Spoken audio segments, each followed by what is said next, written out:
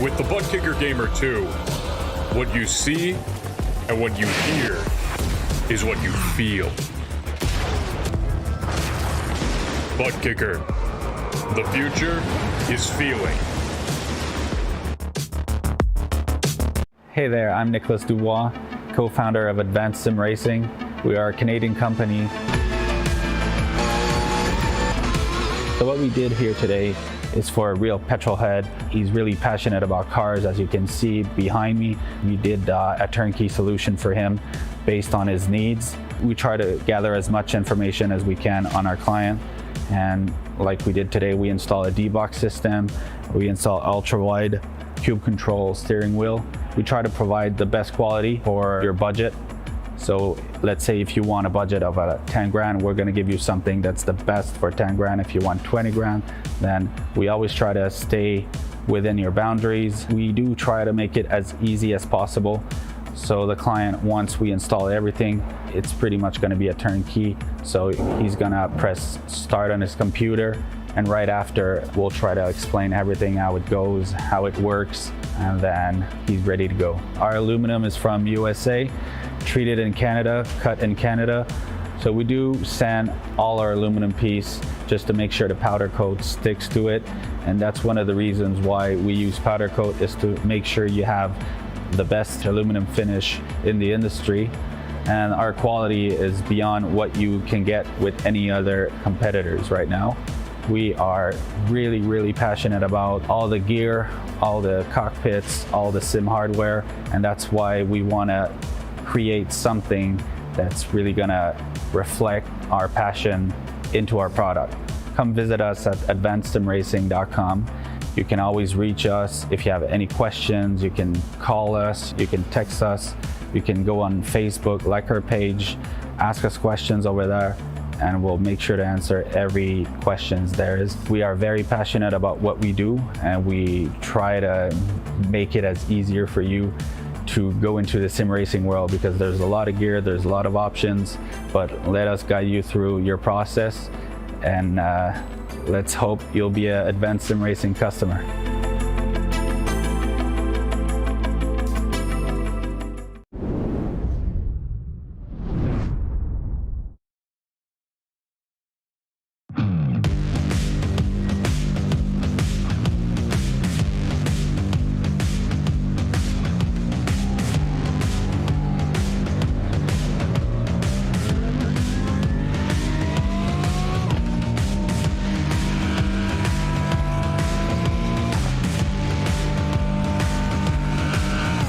Good evening and welcome to the Precision Racing League GT3 Sprint Series opener here at Hockenheim.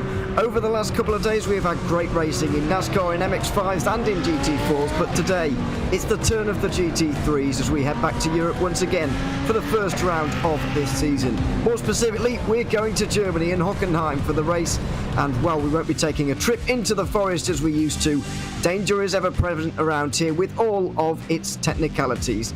Two races coming your way tonight, a 35 minutes fixed series race and then a 40-minute open setup race as well. Glad to be here once again. My name's Ewan O'Leary. I'm alongside Joey Tebben for this one, and Joey, great to have you alongside me. It's great to be here. GT3 racing action is always exciting, and we've got a whopping 44 car grid to kick us off. It certainly is very exciting, and it is a fantastic GT3 grid to start this season in the Precision Racing League. 44 cars for this first race of the night in the GT3 Fixed Series. Then a little bit later, in the ironically longer Sprint Series race, there's a 60-car field expected to be there. So nearly 100 Precision Racing League GT3 cars taking on Hockenheim tonight, and it's sure to be a spectacle. It is going to be spectacular. Here is where we'll be going through the fixed and the sprint series races, starting off at Hockenheim, ending off at the Nürburgring, bookended with German races. But the two new circuits, or two of the new circuits added into iRacing over the last few weeks and months, are here. Fuji at round 3/5 of July. Don't make sure you don't miss that one. It's going to be a cracker, and so is Sandown as well in the first race of August at round 7. Be interesting to see how these drivers tackle those new circuits to the iRacing service, because nobody really has very much experience on them. No, they do not, and they're two completely different circuits. Fuji Speedway, a grade 1 F1 style circuit, super wide in places, and then Sandown, that's not really designed for these cars. They're quite big on that track, so it's going to be a very, very interesting race, potentially of track position and a race of keeping it on the track on a new circuit. Absolutely, and it might well turn into that as well tonight with so many cars on the road. You can see some of them right here. It is going to be packed as we head into dusk here at Hockenheim. It's not going to get properly dark, but it is certainly the evening time around here at the moment. Let's, of course, before we go any further, remind you of the sponsors and the people who make this series and the Precision Racing League all possible here, of course. First of all, Advanced Sim Racing, owned and operated by passionate sim racers at Advanced Sim Racing, designs and builds the sturdiest and most durable aluminum profile racing simulation cockpits available in the market today. All PRL members also get a 5% discount on ASR products using the Precision 5 coupon code. RaceLab helps you to improve your driving skills with modern overlays, race statistics and native VR integration. You can get the best out of iRacing. Start using it now for free at racelab.app. Bookkicker products provide an incredible immersion and realism to every game. Feel every nuance and truly put yourself in the driver's seat. And finally, Ninja Trader, ready to compete against the financial markets, supporting over 60,000 users across the globe. Ninja Trader provides award-winning trading software and brokerage services. Ninja Trader is always free to use for advanced charting, backtesting, and trade simulation. Visit ninjatrader.com to get started with a risk-free trading simulator and start tracking your performance. And finally, of course, VCO, helping us with the broadcasting here on RaceSpotTV, bringing you every Precision Racing League race throughout the season in 2022 here in Season 3. It's great to be here on Tuesday night for the GT3 racing. Of course, we've still got more racing coming up later on this week with the Truck Series tomorrow night, and indeed the Formula 3 Series coming up a little bit later on the Thursday night. Joey, and you obviously know a lot about that as you'll be competing in it. It's an exciting opening week here at PRL. It certainly is, and that's one of the great things about the Precision Racing League. No matter what kind of car you like to race, no matter what discipline you like to race in, road or oval, they're probably going to have something to offer you, and GT3 cars certainly popular on iRacing, and that has proved as looks like qualifying time has just ticked over. This will be a solo qualifying session, unlike the sessions last night, so you're all on your lonesome. You got 4 laps in this 10-minute window, and we'll see who's got the speed. It's not long at all, but it is 4 laps indeed that these guys will have to complete within the 10 minutes, and they should do that with ease as we look at another one of the new cars, the new Mercedes, making its way out of pit lane. That bigger grille that you can see just on the front end there, and the slightly newer shapes and sizes and all sorts going on around the car as well. It is great to have another number of new cars actually on iRacing. I'm sure you'll know. Added in the latest update. There's a number of new cars and indeed new tracks we've already talked about. Just to update you what did happen in that practice session, it did go on for quite a long time. It was Danik van Dalen who managed to take the fastest time, but it certainly does seem to be that this Mercedes is one of the quicker ones out there at the moment. Obviously, the BMW is not exactly an old car at this point either. It's not been out very long either. They were just about able to keep up, but it was Mercedes 1, 2 and 3 in that practice session. Looks like the car to have at least here at Hockenheim, maybe even for the season. Maybe indeed, but there's a lot of different tracks coming up this season, a lot of tracks that are very different from Hockenheim, and while one car might be better off here, the Mercedes 1, 2, 3, but next week could change, week after that could change again, and it's a fixed series, so the teams don't really have any ability to change how the car is going to drive. They're just hoping that the iRacing BOP is going to even them all out, and you've made your choice at the start of the season, and you can't really switch, so you better hope it works out. Yeah, you certainly must. Just hope that the car you selected is indeed the right one. So this is the fixed series, as you can see in the top right hand side of the screen. Let's tell you a little bit about the differences between this one and the open setup series, because we do have a minute or so until the drivers get around properly to finish their opening lap times. So the fixed setup, of course, 35 minutes of a race. They'll be limited to 40% of their usual fuel tank capacity, which so that while there isn't a mandatory pit stop in this series, you will need to make one for that little bit of extra fuel. There are no fast repairs as there aren't in many of the series in the PRL, and obviously it is a road series, no cautions about, and we are using the road point structure as well. It's not 1 point a position as you would see on the oval series that we have here at PRL. It is slightly different to that. So that's something else to watch out for throughout the season. Another thing is 13X gets you a drive-through here in this series. I know they're not long races, but that's also not very many incident points that you can actually get over these races. So you do have to be watching that one maybe a little bit throughout as well. So just less than 7 minutes to go in qualifying, and the first times will be coming in a few moments. Only 3 out of the 44 drivers are still in the pit lane, so pretty much everybody is going to be coming over the line in the next few moments. But this is really your banker time to get in this qualifying session. We're going to see those real blistering lap times in about 5 minutes time, you'll probably guess. And you see Eric Luke on your screen now navigating through the final corner. He's going to be the first driver to set a lap in this Ferrari. He is very comfortable in this Ferrari GT3 car. Last season, I raced against this guy in the PRL Ferrari Challenge, and Eric Luke is a very, very difficult competitor to beat, especially in this Ferrari. He's very comfortable in this car, and that has shown on the timesheets. Only 11 cars in so far, but he is on the top, and he's just been bumped by the Mercedes. Yeah, there we go. One of the first Mercedes to come across the line. It's Danik van Dalen. He was fastest in the practice session in that number 11 Mercedes. Now 3.5 tenths clear of the field with that opening time. So a strong opener as we look at one of the BMWs, Adam Brockway, making his way down towards the hairpin, and it's going to be one of the feared zones for all of these drivers. It's obviously an overtaking zone possibly in the race, but on lap 1 it is going to be something the drivers are very nervous about, this very tight hairpin. Yeah, it's an overtaking zone, but it's also a losing a lot of positions because you just got turned zone. So, especially on lap 1, it's a very, very difficult place. Drivers can sometimes fan out 3 wide, but if everybody's careful in a 44 car field, they can all get through there cleanly, but it's definitely a worrisome spot, especially on lap 1 with a field this big. Yeah, they definitely can get through there, but will they? We'll find out, of course, when we get to that race. Adam Brockway, though, makes his way through the final stadium section now. That was the banked Sachs curve at turn 12, excuse me, and then this is 15 and 16 towards the end of your lap. Try not to run out wide onto the drag strip on the outside line there, but using as much of the road as humanly possible to get the best run, of course, onto the home straight. And this lap time is good enough for a 7th place in that BMW. Not a bad starting point for Brockway there. It's still Van Dalen with 3.5 tenths over the field. This is Ryan Chandler, who was down towards the bottom in practice, having not really set a lap time at all. Didn't really bother, but there he is on the right-hand side of your screen. He certainly is bothering with it now, going through the final very tricky section, of course. It's all about rhythm through here. It does look more like he's setting himself up for more of a lap a little bit later on, but as I say, just getting bankers on the board at this point.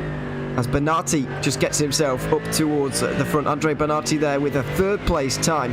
A place good enough for 3rd there in the Mercedes once again. And that's 27 car over the line for Chandler, and it's a 38.9 for him on this opening lap. There's a big spread of field here in this race. In this qualifying session at the moment. Up towards the front, it is quite close, and it is close down the field, but the gap from first to last is fairly large. But it does, of course, mean that there are a lot of different abilities being accepted both onto the fixed series and the open series. We'll see a little bit later on. Yep, and here we see the first shot of our first Audi of the night. So there's 8 GT3 cars available, and Sean Carmody, one of the few drivers who has chosen that Audi R8 through the stadium section. It's been a decently stout lap so far. In practice, he wasn't at the top of the timesheets, but he was pretty solid with a 37.5. Did a 37.4 previously, so he actually improved. And now to the line, can he improve even further? I am wondering how good are these second laps? How good are the tires hanging on? Carmody doesn't improve, and I wonder, will he improve on these next 2 laps, or will he decide to come back into pit lane and go for one more flyer? Looks like he's going to try anyway. Well, I think if he comes in the pit lane here, then he's going to run out of time. But he's going to attempt to go one more lap here. But is there really anything left there? It's hard to see him really improving too much. We look at Hugo Caputo in the 36 car. Still 3 drivers having not set a lap time yet. Charles Sumner is the only one of those 3 out on the road at the moment. So there may be a couple of non-qualifiers in this one. Hopefully they will take the start as Caputo does make his way through the final corner now in 19th position at the moment. Is this going to be a better lap time? It is just about into 15th position there for the 36. So another Mercedes inside the top 15. It's currently Mercedes leading Ferrari at the front. We've also got a Lamborghini here. We haven't seen one of them yet. We've obviously just been on board with Comedy, the best Audi at the moment. We've got Porsche here as well. Best BMW is Adam Brockway, we were watching earlier on, down in 10th position. And then that in terms of manufacturers, that is it in terms of those who are on the grid here for this season and indeed this race. But with only 2 minutes, it looks like that 11 car is going to be the only car to reach or break that 137.0 bracket, and 3.5 temps in a field like this is a very, very big marker to be laying down early on. It definitely is, and Eric, his last 2 laps haven't counted, so he's just overstepped the limits a little bit. This is his final chance here through the final portion of the lap, the final sector. I don't know if there's going to be 4 tenths in it, but he's going to be pushing it with everything he's got. There's Eric Luke down there in the bottom right of your screen. He's certainly focused, and he's been nailing the apexes here, but unfortunately in the last 2 laps he's just overcooked it a little bit, and it looks like this isn't actually going to be a lap that counts. So Eric Luke will only be second at best, unfortunately, but that could be far worse. That's the outside of the front row on lap 1 here. That's a pretty solid place to start for Eric Luke. As I was just about to say, there are many worse places you can start, although it will not be on the front row. It won't quite be on the front row because Rodrigo Morales has got onto the front row instead in the 2-2-3. There he is. He gets into second with a 37 dead, just a couple of tenths quicker than Eric Luke. So Dale might just have his work cut out a little bit more than he might have expected a few moments ago.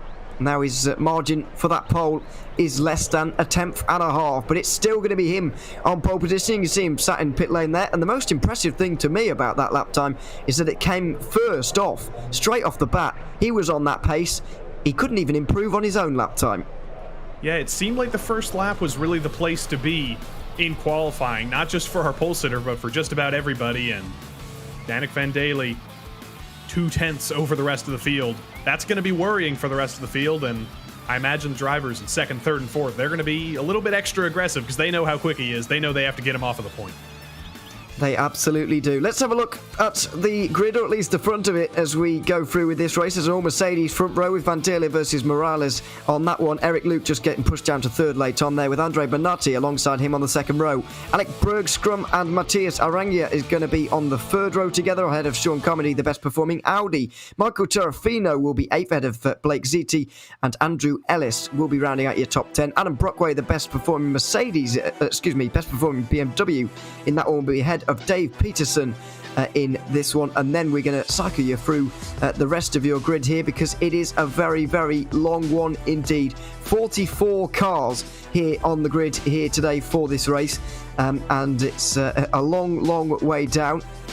So here are some of the other cars, but as I mentioned earlier on, it's a nice spread of different abilities as well as different times we had in that qualifying session. They're very close up towards the front though. I hope that we will get a nice battle for that win throughout, and Danik Van Daele will be challenged, I'm sure, during this race. And it's a great diversity of disciplines in the field as well. There's a lot of drivers in this field that don't just race GT3 cars. You see a lot of familiar names from previous seasons in the F3 series. We see a lot of drivers here tonight who were here last night with the MX-5s and the GT4s, a lot of drivers who race just the Ferraris, and even a lot of drivers who race on the NASCAR Cup and the Cup side and the truck side. So a very, very diverse field of 44 drivers, and a very, very diverse field of 8 cars.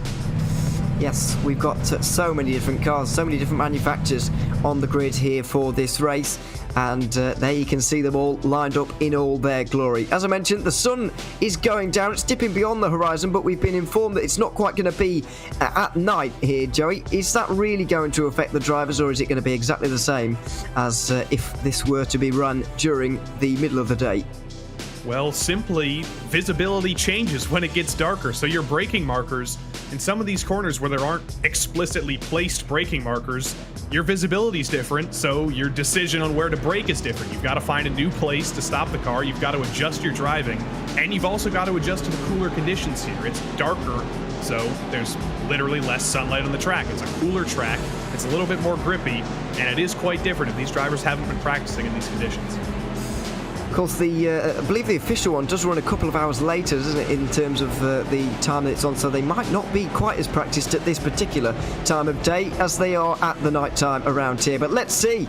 It's certainly going to be an exciting 35 minutes. 40% limited in terms of the fuel. There will be a pit stop here today. There will be great racing as well. We hope there won't be incidents, but let's see as they run up towards the starting house. The lights will be on. These guys will be ready to see that green flag waving on a new season in the GT3 Fixed Series. We're underway and racing here at Hockenheim, and from the front row it's Danik Van Dille who gets off to a great start. Eric Luke slots himself into second in that Ferrari. Rodrigo Morales asleep just a little bit. He drops to third, with Bergstrom just getting himself into fourth there as well. Into turn 2 and 3 now.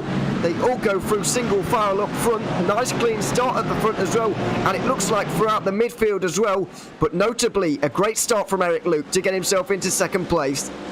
And you do not want to see Eric Luke in your mirrors. That man knows how to drive a Ferrari, and if anybody's going to chase down Danik Van Dille, Eric Luke is going to be the one. He's trying to chase him down, but as you see the rest of the field stream through here, I don't think I saw a single incident in those first couple corners. It's been a remarkably clean first lap, but this is the pinch point.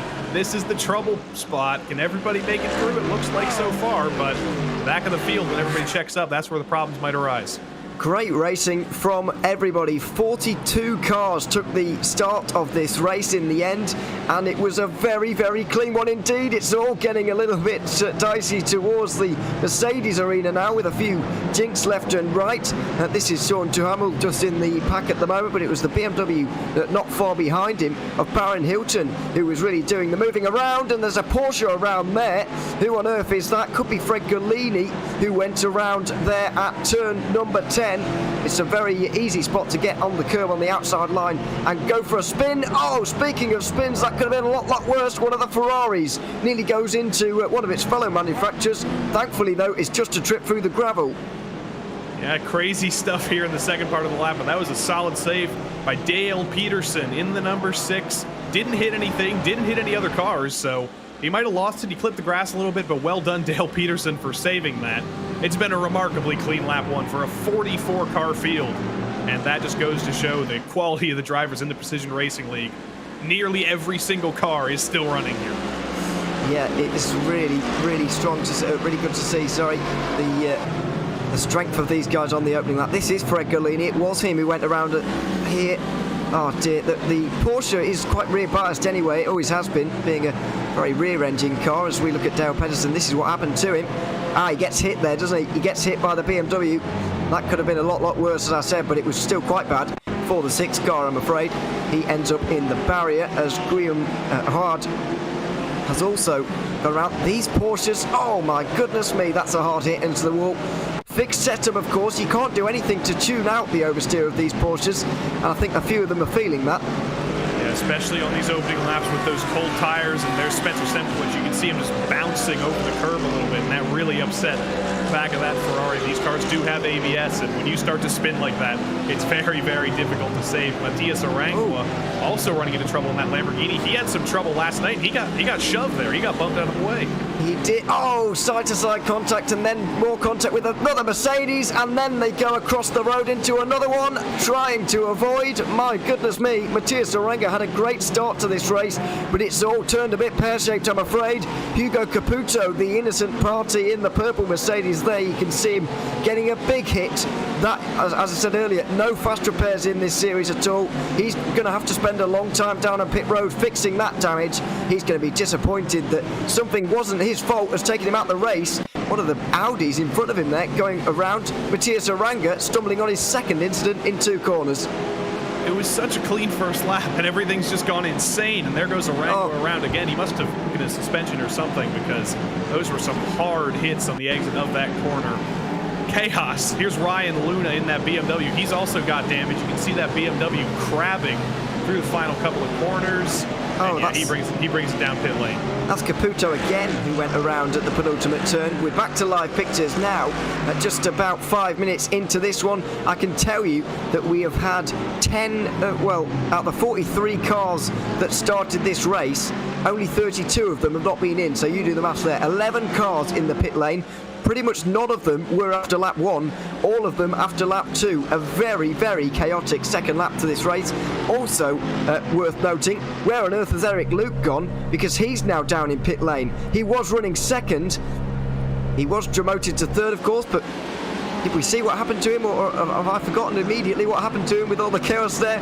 Or are we yet to see what happened to him there? Either way, it's a real shame to see him drop out of the podium places. I actually went back and looked, and I didn't see Eric Luke hit anybody. I don't know if he got a penalty or what, but he's been in the pit lane for 80 seconds. So if that's a penalty, that's about 5 penalties stacked on top of each other. And there's Hilton, the Porsche, Baron Hilton losing it. But yeah, I don't know what's going on with Eric Luke, but that's very disappointing for him in second place. Now he's in about 32nd place. I'm afraid so. As Baron Hilton gets underway again, I should say. A few of these drivers, though, having to make pit stops after the opening lap there. I think Blake Ziti might have called it a day out of that one already. Very chaotic second lap. Maybe more akin to what we were expecting from the first, but that's not the way it has panned out. So dropping down a couple of places there. Just in front there was Jean-Francois Champagne, just dropping down the order in the Ferrari there. Got no colour scheme on that one, but either way, 17th position for the 13 car in a bit of a sea of Ferraris just lined up in a row there. 5 of them making their way down towards the hairpin. It's all in the battle for about roughly 15th position here in this race. As a change for second further up the order, Alec Bergstrom makes his way through on Rodrigo Morales. The 223 demoted and the 66 up to second, but can anybody do anything about the 11 up front? It's looking less and less likely. Yeah, this is a similar dynamic to what we saw last night with Sean Campbell in the GT4s. There was a 3-car battle at the start of the race, and then Campbell ran away, and then it became a 2-car fight for second as the drivers in second and third kind of tripped over each other. But Carmody and Bonatti here, they seem pretty quick, so it might quickly become a 4-car battle for second if Alec Bergstrom can't run away from his fellow Mercedes driver Morales back there. We'll see if the two of them stick together. Here is the best performing Audi on the race so far, best qualifying Audi from Sean Camodi, and he's continuing on with this in the race as well. Coming under a little bit of pressure from Andre Bonatti at this stage, but at the moment it's a solid 4th place for the 40 car, but these two aren't done with each other just yet. Bergstrom not out of the water at all. Rodrigo Morales is going to pick up a nice slipstream now, and he's going to maybe pull to the inside, but Bergstrom blocks his path, so he decides to go around the outside instead. Not going to go all the way around here at the hairpin, but you can get a nicer line, maybe an exit and a run into the Mercedes arena, ironically, but it doesn't look like it's going to be this time around. He's not quite close enough for a dive at turn number 8, so he's going to stay behind just for the moment. It's a battle for 7th. Also has a bit of a change. Andrew Ellis makes his way through on Michael Terrafino. This is likely what we're going to see throughout the entirety of this race. It's proper sprint racing action at its very finest. Yeah, with 44 cars in the field, there's always a battle going on somewhere, and that has certainly been the case so far tonight. Back to Mark Feil. This is actually back in 18th place. Mark's teammate Eric Luke is currently stranded in the pits for an unknown reason, so he is representing that team all on his lonesome, trying to work his way forward. The driver, the number 18 in that BMW, started back in 26th. He's made it all the way up to 18th. It's been a fantastic run so far for Mark Feil, staying out of trouble. But the Porsches are going at it further back. Yeah, they are indeed. You say Eric Luke stranded in the pit lane. Well, he's just unstranded himself. He's managed to get back onto the road again, albeit in 32nd place. You need to be in the top 30 to score even a solitary point here in one of these races. So that is to the road course rules in terms of points scoring. So he does need to move up a little bit further to get those points, as we go on board with Rodrigo Morales once again. in the Mercedes right now. A good opportunity here to see all the wheel work that goes into driving one of these GT3 cars. A lot of wheel work required, and you can do a little bit more wheel work than you can in some other cars because of the help you get with the traction control, with the ABS, with some of the other things in these GT3 cars designed to make them as attractive to as many drivers, as many customers as possible. Morales, that's not a great second sector for him. Wasn't quite as close as he was to Bergstrom on the final lap, but here's back to that same battle. Mark Feil cannot seem to get away from this Ferrari. Jean-Francois Champagne, he was a little bit further up earlier, so he must have run into a little bit of trouble. That Ferrari does have a little bit more pace than the 77, but it's proven to be a little bit difficult to pass in this last sector of the track. So Champagne might just have to stick behind him, re-rack everything, get those tires cooled down, and he'll probably have a shot at the hairpin. Yeah, this is all over 16th position. Of course, we've got Don Bowden trying to get away from all these guys like Mark Feil and Champagne and Olsen there as well. Donald Olsen just in the background, you can see. Yeah, the four of them really going at it at this stage. And Sean Duhamel and Eric Dube have managed to get themselves away from this fight. They'll be pretty pleased about that one. But we go on board with Olsen now, making his way over the line once again with less than 25 minutes to go. Through turn one, incredibly tricky, and made even more tricky if you miss the apex like that, I'm afraid. So running slightly wide through turn one, and that will be an off track, you would imagine.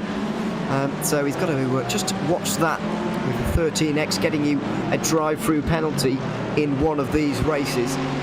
Not a long time, of course, these races, but that's also not a lot of incident points, so you do have to keep your eye on your off tracks throughout one of these.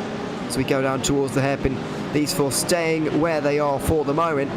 Something else we've got to talk about, we did briefly mention it earlier on, 40% limited these cars are on fuel, so they'll be going less than half an hour in one of these races. But when do you pit? That is a real burning question for a lot of these drivers, especially those like we're on board with at the moment with Olsen. If you're stuck in traffic, the pit stops are a perfect opportunity to get yourself into clean air. They are, but the question is, do you pit early and drive in that clean air? As Dale Peterson looks like he ran into a little bit more trouble with one of the other Porsches. But if you do pit early, you're not going to take tires. There's not going to be any tire strategy here with the overcut or the undercut. That simply takes too long. It's not worth it with the amount of time in the race. But you can get yourself out of traffic if you do pit early. If you can find yourself a window a little bit further back, if you're the leader, Van Daly, you do not want to pit here because you're going to end up in traffic just by how the field is spread. But if you're at the back, if you're like Ryan Chandler on your screen here in 22nd, he's going to find clean track. He's going to find clean air if he does pit. So if I was him, I would be pitting early. I would be getting out of traffic, and I would be trying to make up as much time as I can that way. He's going to want to find a new rear end as well by the looks of things, because he certainly has received a bit of a shock to the rear left. You can see there the damage, just the real tail light, you can just see shunted upwards a bit more than is ideal, and the splitter didn't look quite right as well. There he is in 22nd position at the moment. Steve Bammer is behind him in the 555, and that's Baron Hilton, who has been around for one or two spins of his own in the race, just up in front as well in this battle for 21st position. We come down towards the hairpin, one of the best overtaking opportunities, if not the best, at the Hockenheimring. Is there going to be a move from anybody into here? Doesn't look like we've got anybody steaming down our inside, so Chandler's going to turn in at the normal point and stay in the middle of this three-car battle for the moment and continue to apply that pressure to Baron Hilton. But somewhat remarkable that he's managed to get that amount of damage and get away with it, because often when you see damage like that on the rear left, it often means that there will be suspension damage as well because of the angle he surely must have been hit at.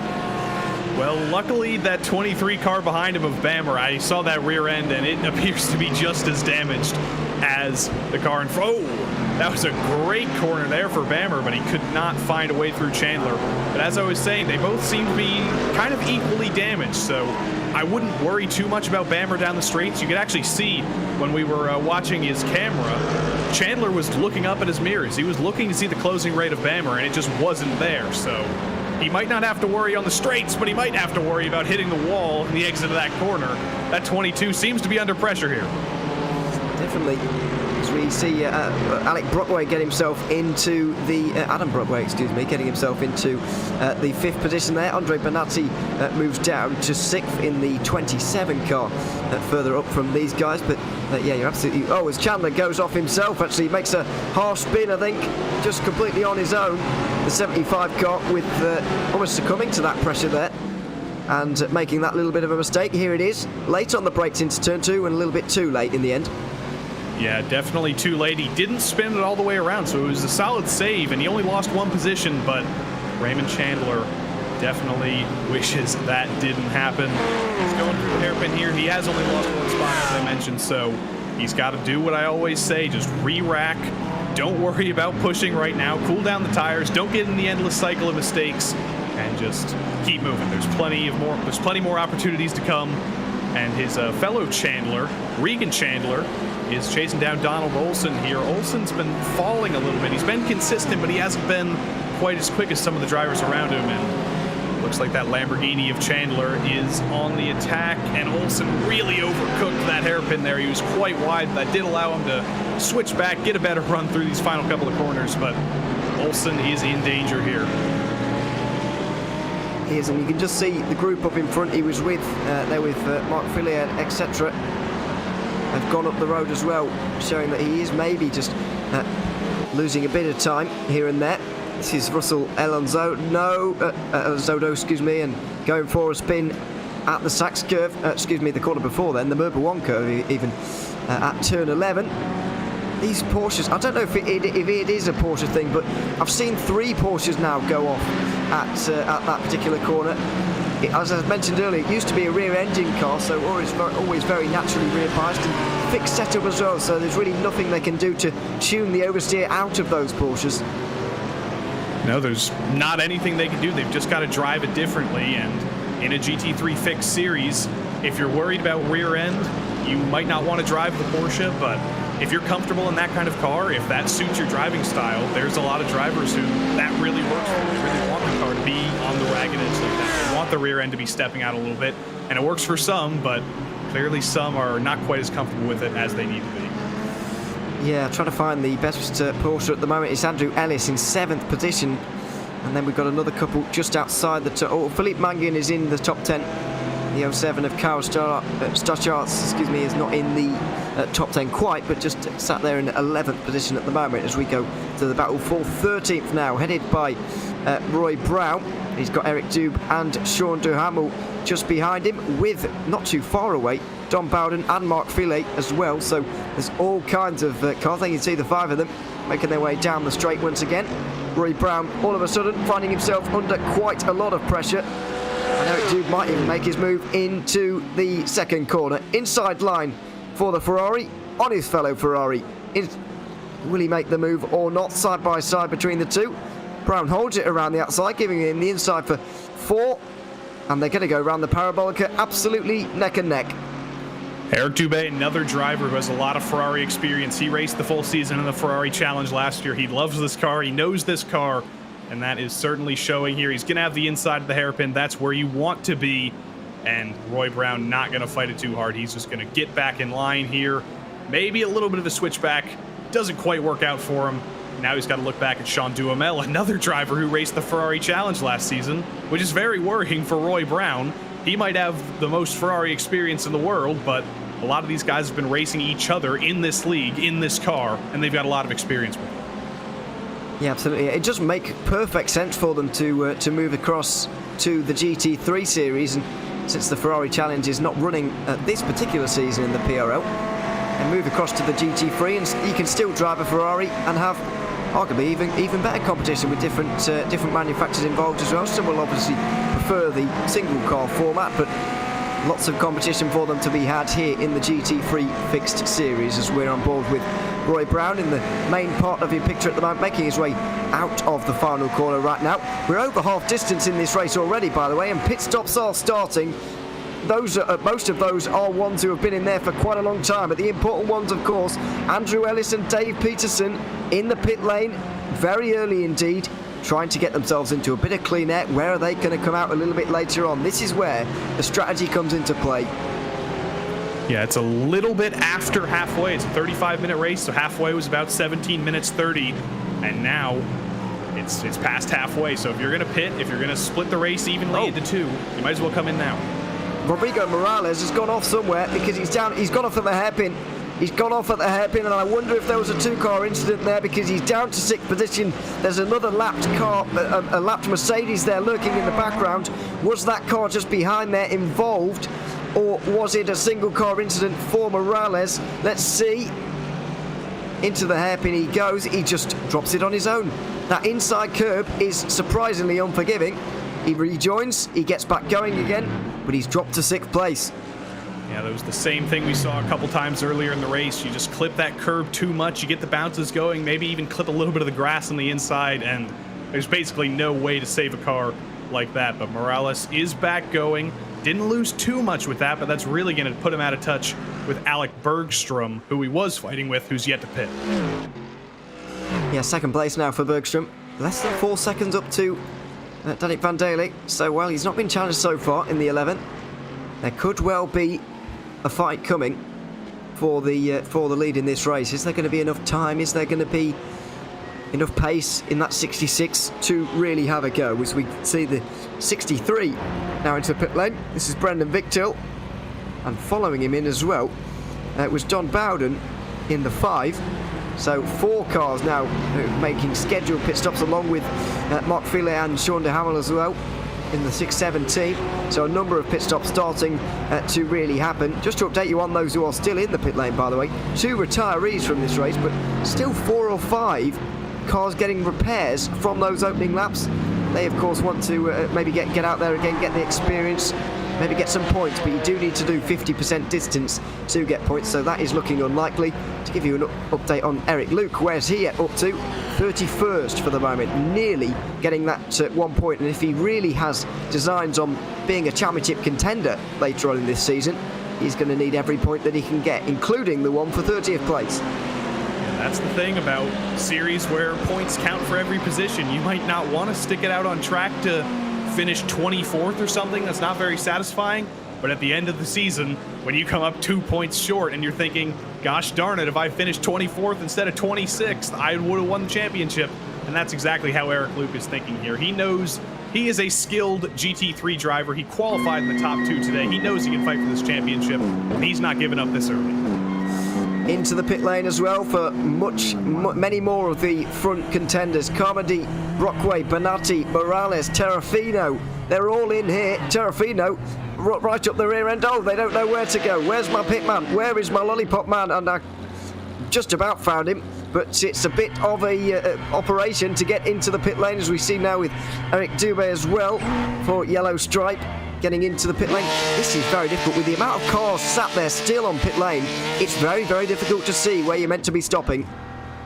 And I wonder, with 44 cars starting this race, are there enough pit boxes in Hockenheim to hold all the cars, or are some drivers having to share boxes here?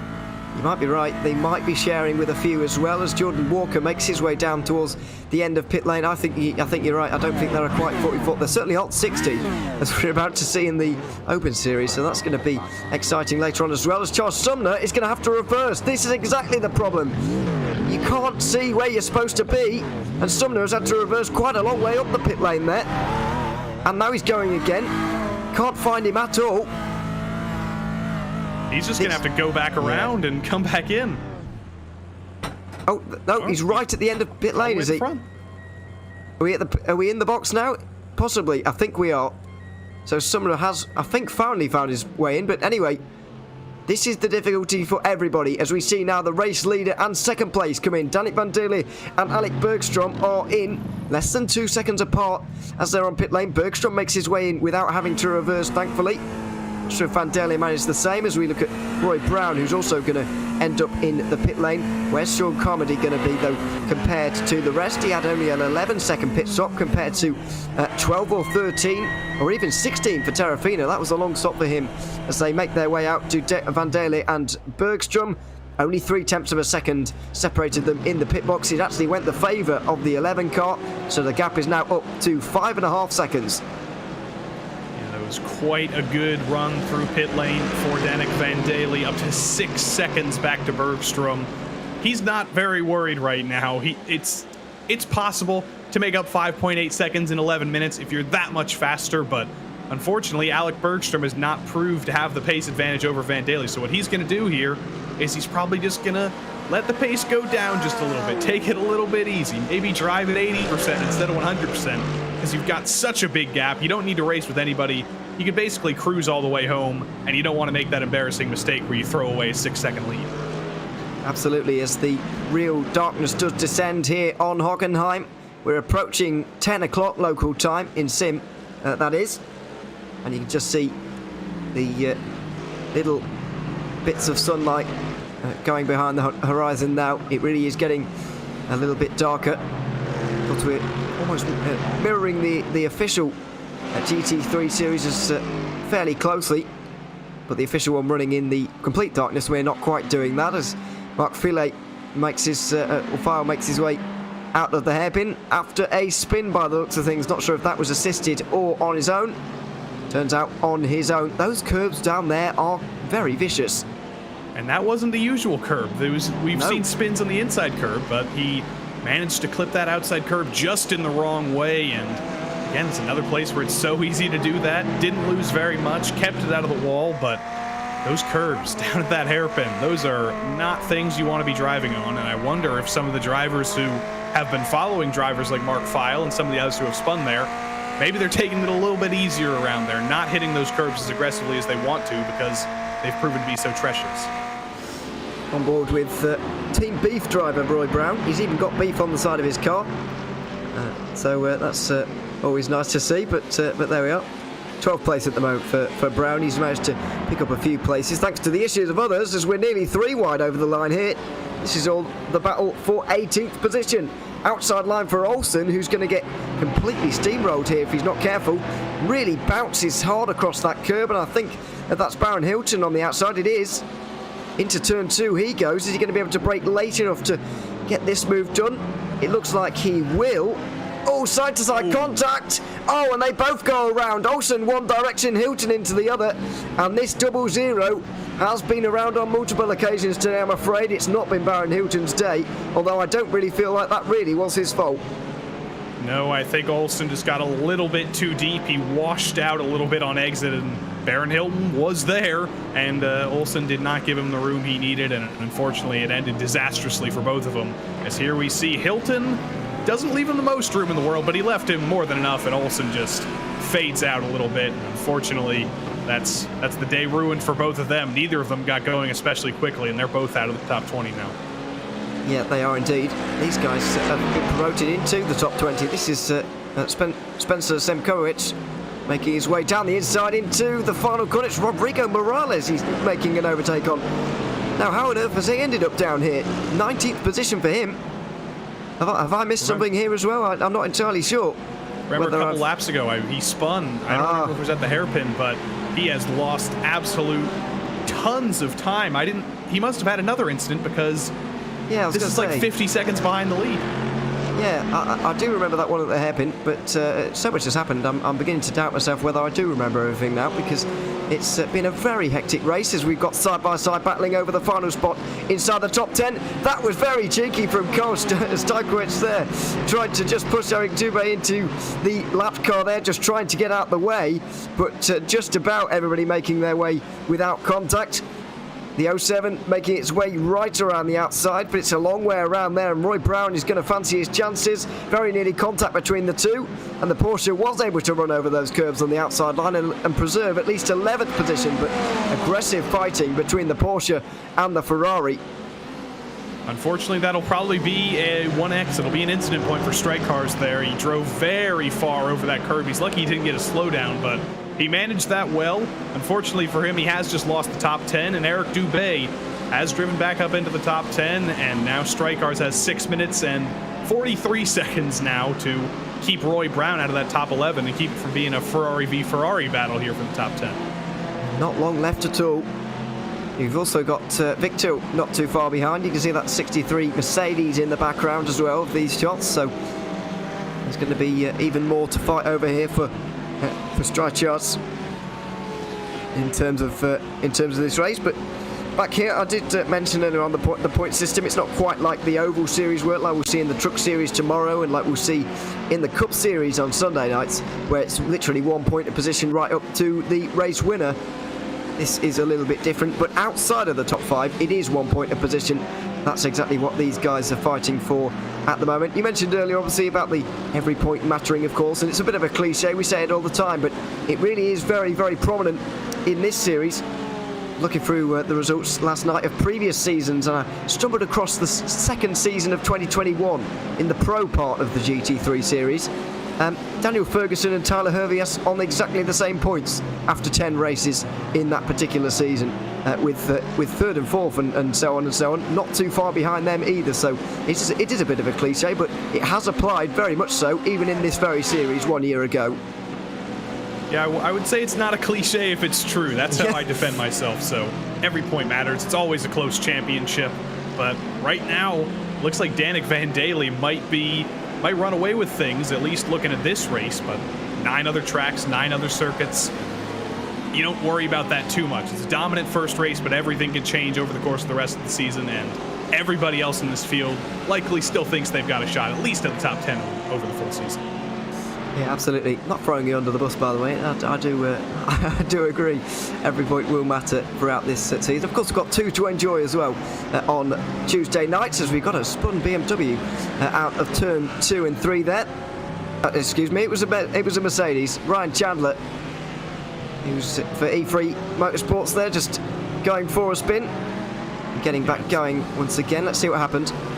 It's been a little bit of a troubled day for Ryan Chandler, and I believe he made a similar mistake to that a couple laps earlier in that same corner. And Ryan Chandler, who I must admit I misidentified earlier as Raymond Chandler. I think that's an author or something, but yeah, Ryan Chandler, not the season debut he'd wish for, but he's still in that top 30, so there's 1 point for him at the very least. And right behind him is Eric Luke, so that might be an interesting battle in a couple of minutes. Yeah, Luke is well, I'll say that he's 40 seconds behind, so unless Chandler has another issue, they won't be fighting it out, but Eric Luke will be bearing down on him, there's no doubt about that. As we see Roy Brown here, having recently been overtaken at the expense of Brendan Victil. So the 313 moves down to 13th position. We ride on board though with the Ferrari to see how he attempts to re-overtake, if indeed he is going to be able to manage it at all through turn 10. It's a fairly nice run, you can get decent ones through there, but the next corner is not an overtaking opportunity at the Mobil 1 curve. One of the more committed corners on this circuit. Sort of similar to turn 1, but a bit more curved, if you like. Turn 1's quite sudden and quite sharp, although you can run very fast through there. There is a big curb on the inside there, and you can't really run too far out wide either, despite the extensive curbing out there as well. 3 minutes to go here at Hockenheim in the first race of the night. Of course, we've got an open setup race coming up a little bit later on, but this is the fixed series. And so far, we've not seen very much of him, but Danik Van Daly has had things all his own way. And only a couple laps left for him. He's got nothing to worry about. He's got some lapped cars to worry about, but he's got this race in the bag as the fighting continues. Mark Feil, he had a spin earlier, but he's still in the fight here with Bowden. This is for P15. Top 15 finish is pretty solid recovery if he can get away with it, but no way he can make that move into turn 2 down the back straight. This is his best shot. He's been pretty good at the hairpin when he hasn't been spinning on the curb, so I'd expect a move here. He's got that straight line speed advantage. He's so much faster in a straight line here, despite that front end damage he has. Bowden defends to the... Oh, Bowden couldn't quite decide where to go. He does give Feil the inside, and that's going to be a fairly straightforward move, and that's as easy as it could have been for Mark Feil. Yeah, I mean, if there were 32 minutes to go, then I'd kind of understand that kind of behaviour from Bowden, but there's only 2 minutes to go. I'm not entirely sure why he wouldn't defend that a little bit further into the hairpin. Feil was even sizing up to do a bit of a dummy on him. He was expecting Bowden to defend on the inside there. That's why he went for the outside initially, but the Ferrari kept coming and coming and coming, and he just decided to go to the inside anyway because he was let free to the inside. Either way, the 5 doesn't look like he was going to be able to hold him off anyway, by the looks of things, because that is already a big gap in favour of the 77. So it looks like it's going to be a 15th position finish for Mark File. Just over a minute to go, but 2 laps to go for these guys. Danik van Derle is going to complete 22 laps by the end of this 35-minute race, by the looks of things. And going to be going on to the final lap next time he comes up towards the flag. He's just around about the turn, around about the Mercedes Arena section now, coming up towards the final section of corners as well before the end of this race. But it's been a very dominant drive from him either. Actually, I've very much enjoyed this race though, Joe. It's been 35 minutes of pretty much non-stop action, and we're going to have 40 minutes of pretty much the same in the Open Series. We're going to have a lot of fun on these Tuesday nights. We certainly are, and as I said at the top of the broadcast, with nearly 100 total cars over 2 races, you're basically guaranteed to have a good race at least somewhere in the field. With a field this big, there's no getting out of traffic. There's no getting out of harm's way unless you're the leader like Danik van Derle here. You've got to run away if you want to stay away from cars, and even he can't do that because he's been running into lap traffic this whole time. So it's a congested racetrack, it's a congested field, but I wouldn't really want it any other way. I like this. I like battles everywhere. Absolutely. Only 24 cars on the lead lap, by the way, by the end. 36 still running. Oh, excuse me, 37. Matthias Aranga has managed to get back out there again, but he's only going to complete 9 laps in this race, so that won't be enough for points, even if he was inside the top 30. Eric Luke still 34 seconds adrift from points at this stage, so that's not ideal for him. He isn't going to be able to get any at all. But it's been a great opening display from Danik van Derle. This new Mercedes has been getting to grips with it very quickly indeed. It has shown to be maybe the car to have, because we have got a 1-2, but Audi and BMW make up the rest of the top 4. There's even a little bit of a fight going on between them as well, as the white flag continues to wave. But it does look like it's going to be a Mercedes 1-2 to open off the year on German soil.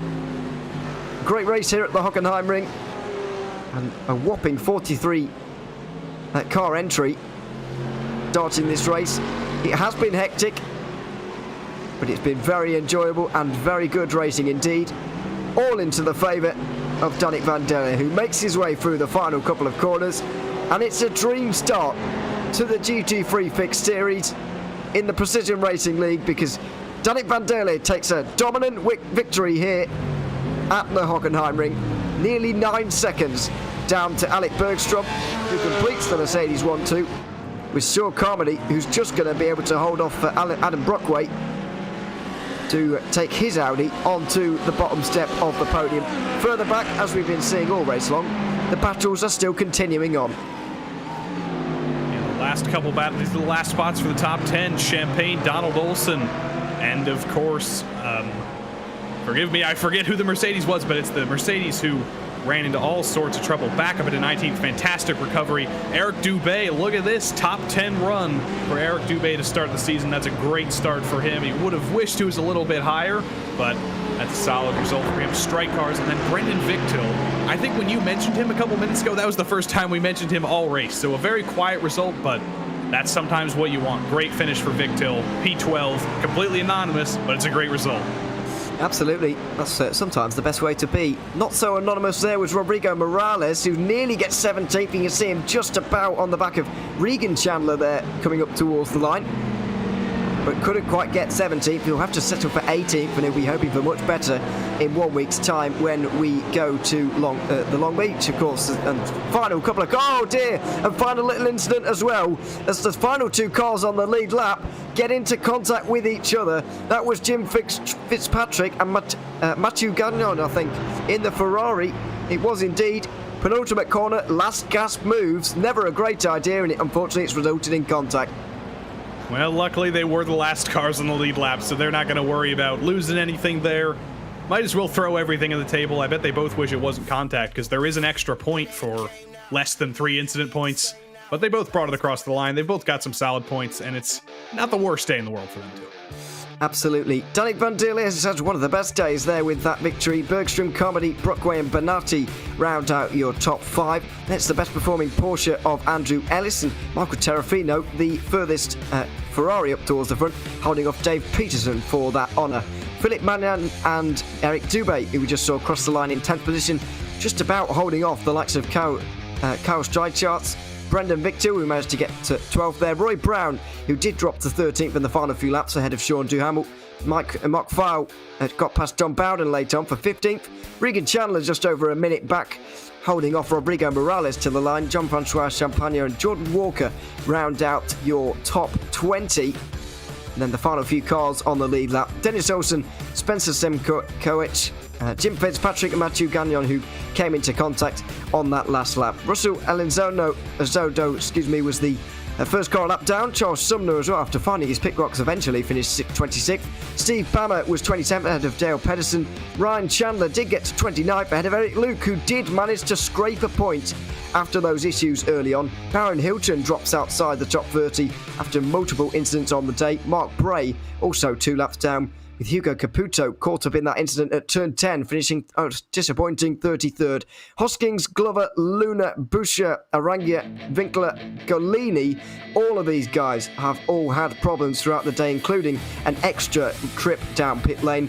Blake Ziti didn't get to the end. Guillaume Huard also left early. Dan Fendick also only completed a lap, and Corey Hassler failed to take the start. Well, there we have it. A great 35-minute race here in the Fixed Series. We can only hope for more, I suppose, from the Open Series, or at least the same would be nice as well, because we had a great time with that 35-minute race. Open Series race coming up next. Yes, it is, and that's going to be a very different dynamic. We've got a lot of teams here who have switched series, or have at least switched nights. They're racing in a new series. They're learning how to race these GT3 cars, and with an open setup with 8 different cars, it's going to run very similar to the last race in the Fixed Series with 44 cars, but we've got 56 cars here with all sorts of different setups, all sorts of craziness. And if you thought that last race was exciting, I think we're in for another treat right here. We are indeed, as I mentioned before, 50% limited in terms of the fuel on this occasion for these guys, so there will be a pit stop here as well, maybe even a bit of more of a lead battle than what we saw before as well, because it was a bit of a runaway for Danik van der Leer. But we're set for an exciting season, of course. But let's look ahead to this Open Series race, of course, as well, because as you mentioned, a few more cars on the grid this time around. But how do you think it changes the racing for these guys? I know there's not many who are doing both. There are a couple, but there's not many who are doing both. How does being able to maybe set your own setup just change things ever so slightly in this race? Well, it helps that you can make the car drive the way you want. That's as simple as it gets. In an open setup race, you don't have to rely on the fixed setup. We saw a lot of Porsche drivers in the last race really unhappy with the rear end of that car. So if you're making your own setup, you can make the car turn better. You can make the car rotate better. You can prevent it from rotating too much and penduluming around. And with every other car that might have its disadvantages, its advantages, it's better for a driver to have a car that's working exactly the way you want it. And if you have a couple teammates to bounce setup advice off of, get the best setup possible for all of you guys, that's as good as it gets. Absolutely, and that's what all the guys will be striving for, of course, as they move forward. Just about 3 minutes away from qualifying. It's going to be 10 minutes and 4 laps, as we saw with the Fixed Series as well. So we look forward to that in a few moments' time. But yeah, a few more cars on the grid here for this Open Series race. But it was all Mercedes in that first run. I mean, once again, does the fact that it was a new car maybe help? Well, probably new cars are supposed to be better, of course, because that's if they wouldn't bring out a new one if the other one was perfect. So they were. But yeah, I mean, is it going to be all Mercedes again? We wait to see. But I have a feeling that because the Mercedes hasn't had quite as long to develop in terms of its setup, people haven't had a chance to fiddle with it quite as much as they have with the other cars, especially the likes of the Audi, which has been out for ages, and people will be really on top of that now. Maybe the Mercedes will have less of an advantage as it did have in that first race, or maybe this is the track for the Mercedes here at the Hockenheimring. Well, there is literally a corner called Mercedes, so you could only hope that it is a Mercedes track. But really, in an open setup race, with all the drivers in this field, we really don't know who's going to be the dominant force, what's going to be the dominant car, who's going to be the dominant team, who's going to be the dominant driver until practice here ends in a few minutes. Yeah, practice is just coming to an end right now, and there it is on your screen. We're going back to the dusk again as we get set. Here it is, the GT3 Sprint Series, 40 minutes worth of racing coming up here in about 10 or 15 minutes time. It's an absolutely whopping grid here once again as well. It's going to be another great race here at the Hockenheimring. I mean, it was a great race last time out, as we've already mentioned. This circuit does provide that for us. You know, the action zones that we were speaking about, the hairpin before the race, but we even saw a bit of overtaking down at turn 2, down into turn 8, the Mercedes corner you were just referencing there. There are a number of places you can make moves around here. There are, and it's an F1 track. It's a grade 1 circuit. Those cars aren't the best in the world at passing, so when you put a car like a GT3 car that's a little bit less aero dependent, a little bit more able to rub a little bit, beat and bang just a little bit, you know you're going to put on a good race. So these GT3 cars almost perfectly matched for this circuit, and with 56 of them, as I mentioned at the end of the last race, there's not going to be clean track anywhere. You're always going to be racing somebody, unless of course you're the leader running away out front, so everybody's going to want to be that. Yeah, everyone is going to want to farm pole, which everybody's going to have the chance to do a few moments' time. This is Guillaume Levesque, though, who's just at the moment in the Mercedes, just running around right now in the 888 car. It's going to be looking for a good result because he does have experience in this GT3 series in the pro category. He certainly does know what he's doing. And another man who will know what he's doing, of course, is Devon Horvath, who won the championship in Season 2 of 2022. He won the GT3 championship by a fairly comfortable margin in the end. It wasn't quite as close as we saw, or we have seen in previous seasons. It was a little bit more extended than that. But he's the only returning champion, I should say, on the grid here today. And it is always difficult when you're a returning champion because you've got a target on your back. Everybody is out looking for you, really. And it's a little bit of pressure on yourself because you want to go back-to-back championships. Everybody wants to go back-to-back championships, but it's the start of a new season. It can start badly, it can start well, and here you see on your screen, this is another big difference from that last fixed race to the sprint race. There's two classes, there's Pro and Am. There might be 56 drivers on the grid, but there's about 27 pros, or 28 pros rather, and then 28 AMs. So it's an even split, but there's basically two races going on in one here. Just getting a bit of information from the YouTube chat, by the way, about the previous race. Eric Luke, who mentioned to us in the YouTube chat there that unfortunately his wheel disconnected towards the point of that race, and so that's how he dropped that down to being one lap down and in 30th position, unfortunately for him. So disappointed, but he will be back next week, I am sure. But as you mentioned, yeah, Pro and Am drivers. Cars out here today, which does provide a little bit of a difference. It does provide us with two championships to focus on throughout the Open Series as well, which we absolutely cannot complain about either. Yeah, we look forward to that. But once again, 10 minutes, 4 laps in terms of qualifying. And the interesting thing about last time was the opening laps were very, very quick indeed. But after that, nobody could really improve that much. So there's going to be pressure on all of these guys right from the very off. There is, and there's a lot of pressure as qualifying begins here. A lot of pro drivers who we've seen in the GT cars, and a lot of drivers we've seen moving over from the F3 cars from some other disciplines. And I'm looking through the field to see if there's anybody doing the double tonight. I have not seen anybody use racing in both series tonight, so some of the drivers from that last race do get to take a deserved break. And here we go, Moises Caraballo. He was in F3 last year in the Precision Racing Esports entry. He's going to be a threat. We do have, I haven't spotted any returnees either, but Diego Morales did confuse me for a second there. Don't know if he's related to Rodrigo Morales, but they got the same last name, so that caught me off guard briefly. But either way, I do think you're right there. I don't think anybody's returning, having done the fixed series race. It is a quick turnaround. I mean, we've had quite a quick turnaround here in the commentary box, to be quite honest, never mind the drivers, because you've got to remember the practice session will have been going on concurrently with the fixed series race. And if you really want to get into kind of the head of the car and you want to get into the setup properly, then you really don't have time to do that. because we're pretty much straight into qualifying here on the broadcast. It will be the same for the drivers as well. Yeah, and there's a lot of drivers in these fields. They have lives. We all have lives, and they don't necessarily have time to test their setups over the course of the week. So this really long practice session that the PRL gives them is a lot of the time the driver's first chance to get in the car. So they have those 3 to 4 hours every week to get all their practice in, and it's very valuable for some drivers who can't necessarily get in the car before Tuesday night starts.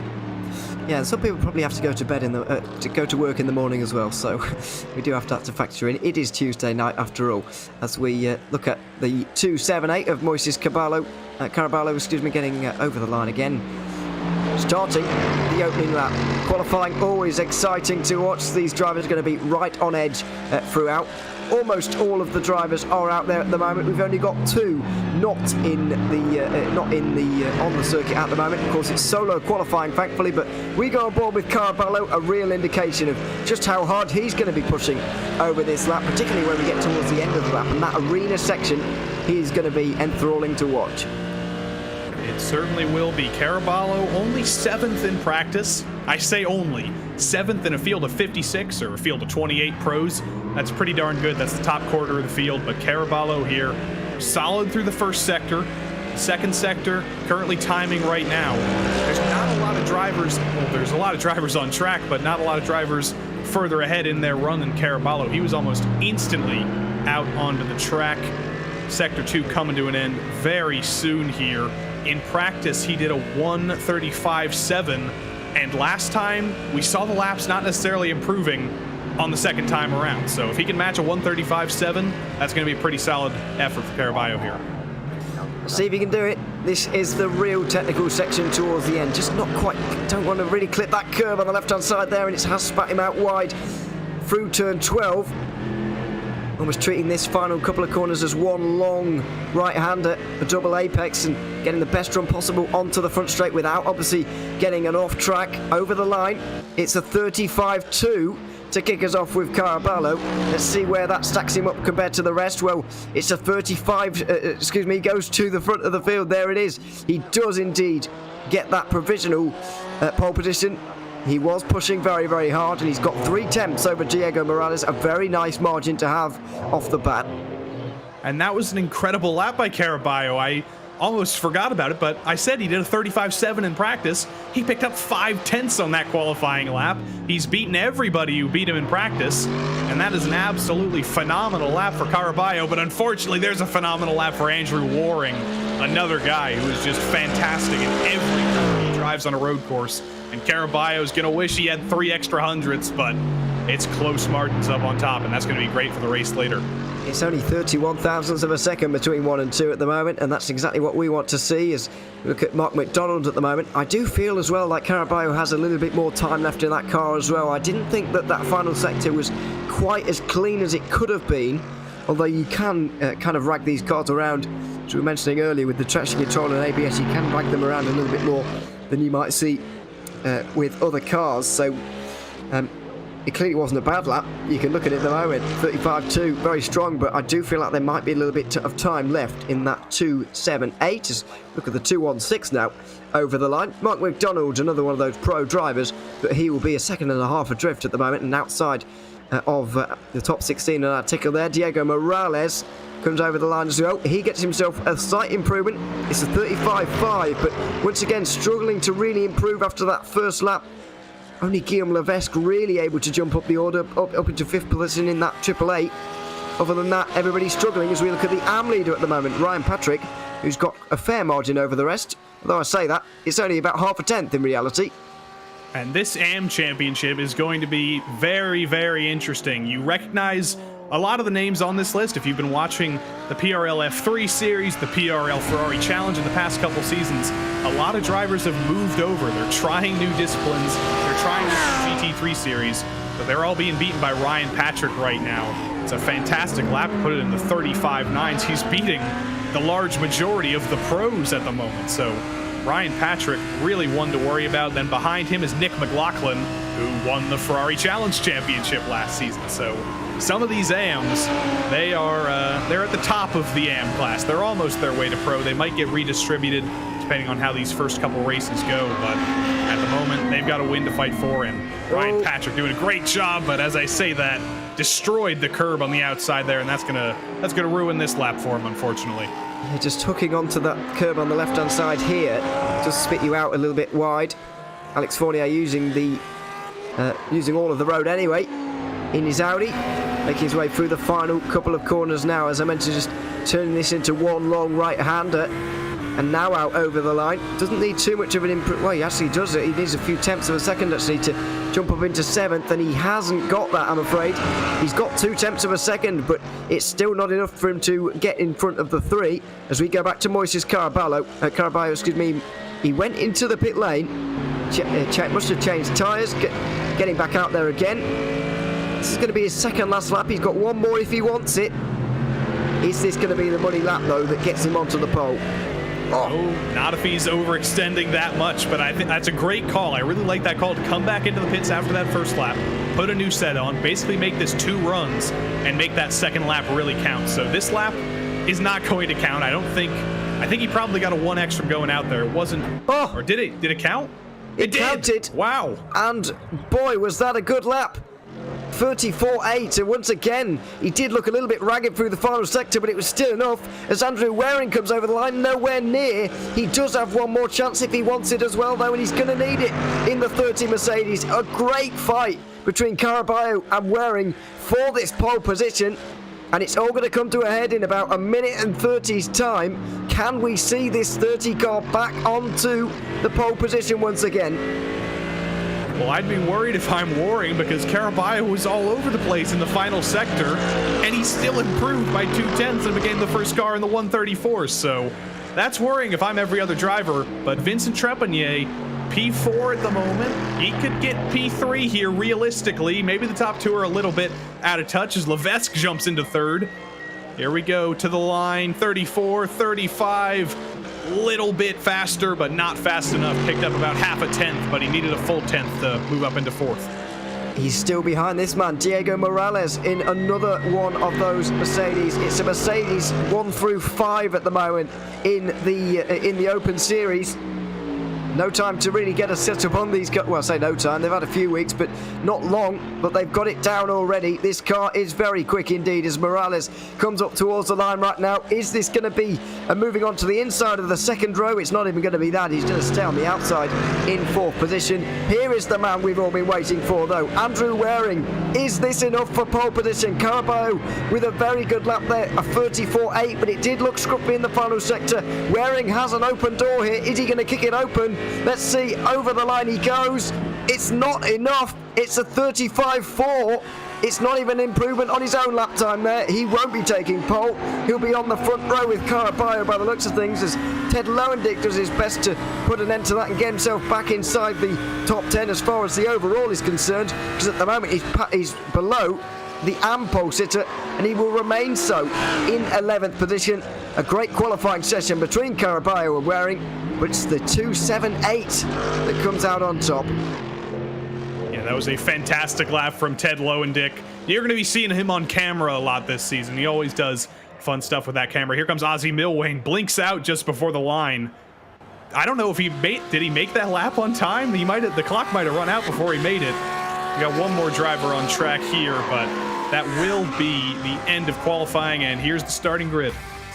It's Moises Caraballo with that great lap time, and the only man into the 34s to get on that pole position ahead of Andrew Waring. Guillaume Levesque and Diego Morales will be sharing the second row, with Vincent Trepanier closing out an all-Mercedes top 5. Andrew Hartmann will be alongside him as the best of the rest. Dominic Olivier will be 7th in another one of the Mercedes. Drew Becker 8th, ahead of Alex Fournier and Nick McLaughlin, the best AM driver in this starting grid, just ahead of Ted Lowendick and Arnaud Genest, who will be in 12th position. Ozzy Milwane, will be in 13th, ahead of Ryan Patrick. Kevin Norris running out the top 15, ahead of Colin Hefferman. It's going to be Mitchell, Ian Green and Jonathan Wazier, your top 18. Tommy Breeson and Alexandra Breton rounding out your top 20. We're going to cycle through the rest of these drivers because there are an awful lot of them. As we mentioned earlier on, 56 cars are about to line up and begin this race. That is monumental. We actually saw a very clean first lap throughout the fixed series race. I know the same could not quite be said for the second race here, but for the second lap, excuse me, but it does give us a bit of an idea as to what we're about to see here. And I see a lot of names far down in the field here. Patrick Cowgill, who was here last night.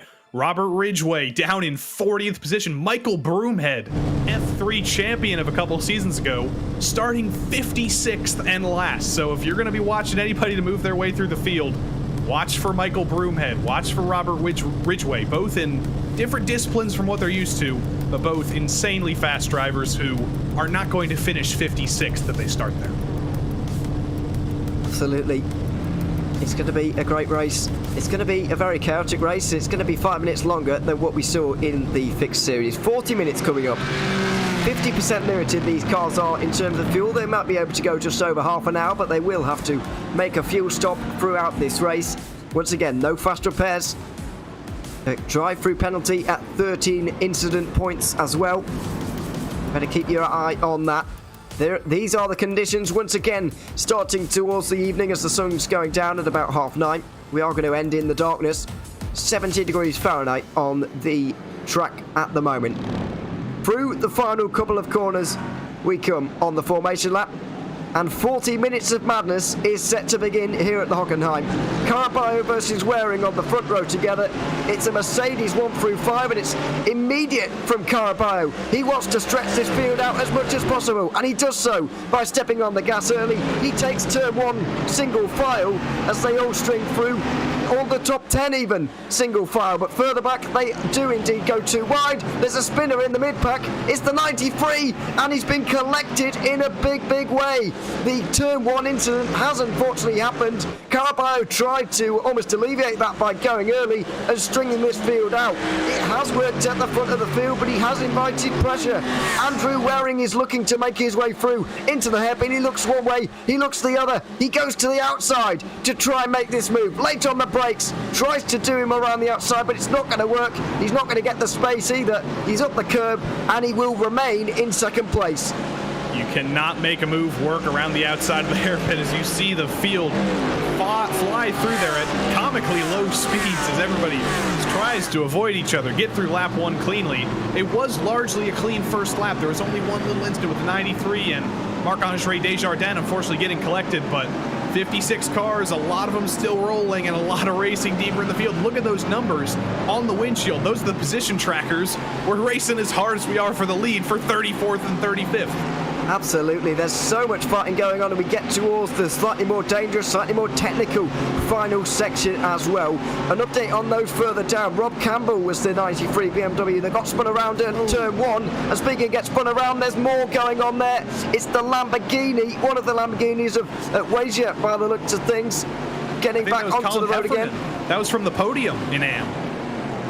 Yeah, it looks like it, and off the road for Mark McDonald as well as the 69 BMW. No, sorry, that's Andrew Waring, who's off the road at turn 1. What's happened to Waring? He was challenging Caraballo so closely through that opening lap, but he's already down to 12. He either over-pushed it or he came into contact with our race leader. We'll have to wait for a replay on that. Here it is. Oh, just got loose on the entry. On the grass. He just clipped the grass on the way in. He just keep it out the wall, but he's dropped so many places. It allows Caraballo a chance to maybe get away with Waring down in 13th, but here it is from above. Yeah, just too far over. He clipped the grass on the left, just put that wheel over a little bit too much. That's so easy to do, and that's going to be heartbreaking this early for Waring, but as we saw last night in some of those MX-5 and GT4 races, a comeback is very possible, so there's no giving up for Andrew Waring, and he might be out of the fight for the lead, but top 10 certainly possible, and we got more trouble at the hairpin. And is that Ridgway around in the background? Could well be.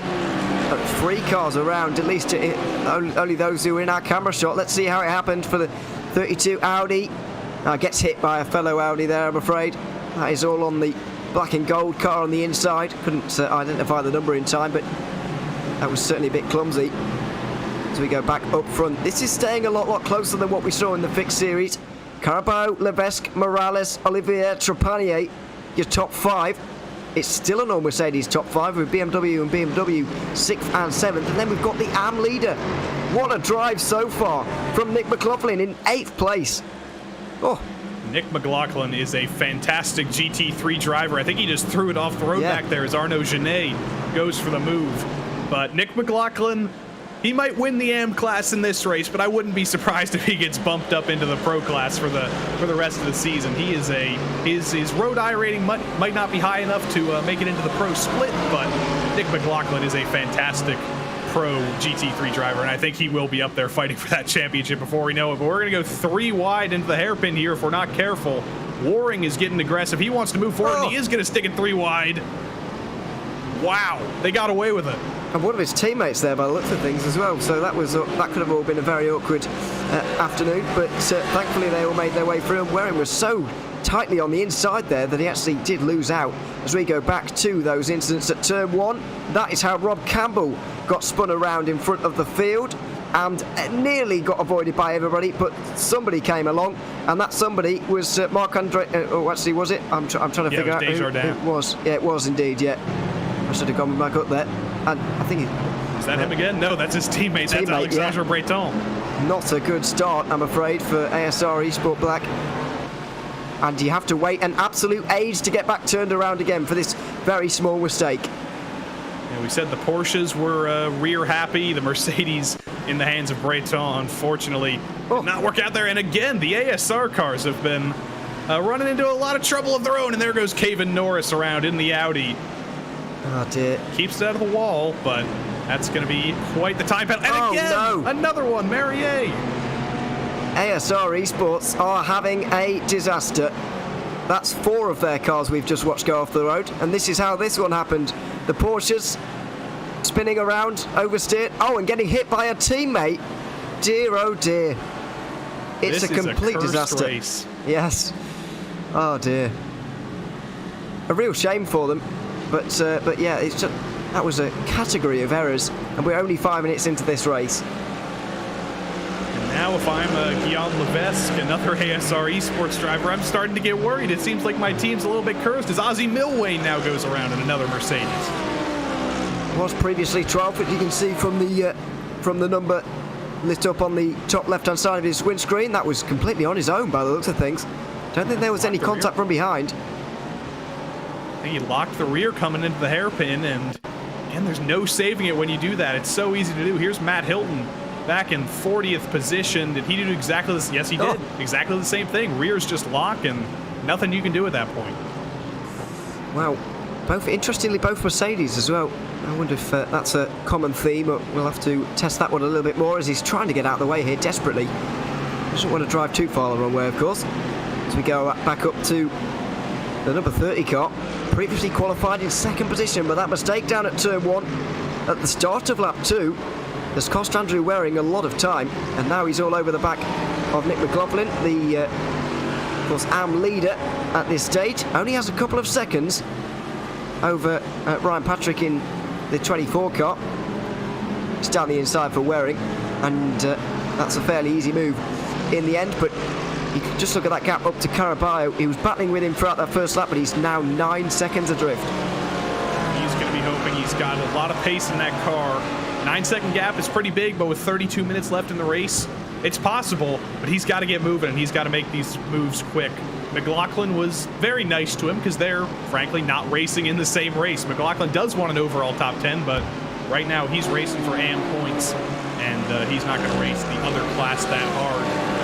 Patrick a couple seconds behind, then Fonseca is in 3rd. But here, this is what happened to Colin Heffernan. Full disclosure, I must say that I am an Atomic Racing driver in F3. Colin Heffernan's been my teammate before, but you don't have to be his teammate to say he got turned around there. No, he certainly did. I mean, 3 wide into the hairpin was going to be tricky anyway, but that was how he got turned around. As Alex Wright here, 7th place in the AM categories on the defensive in the Ferrari. Don't know why he's got no...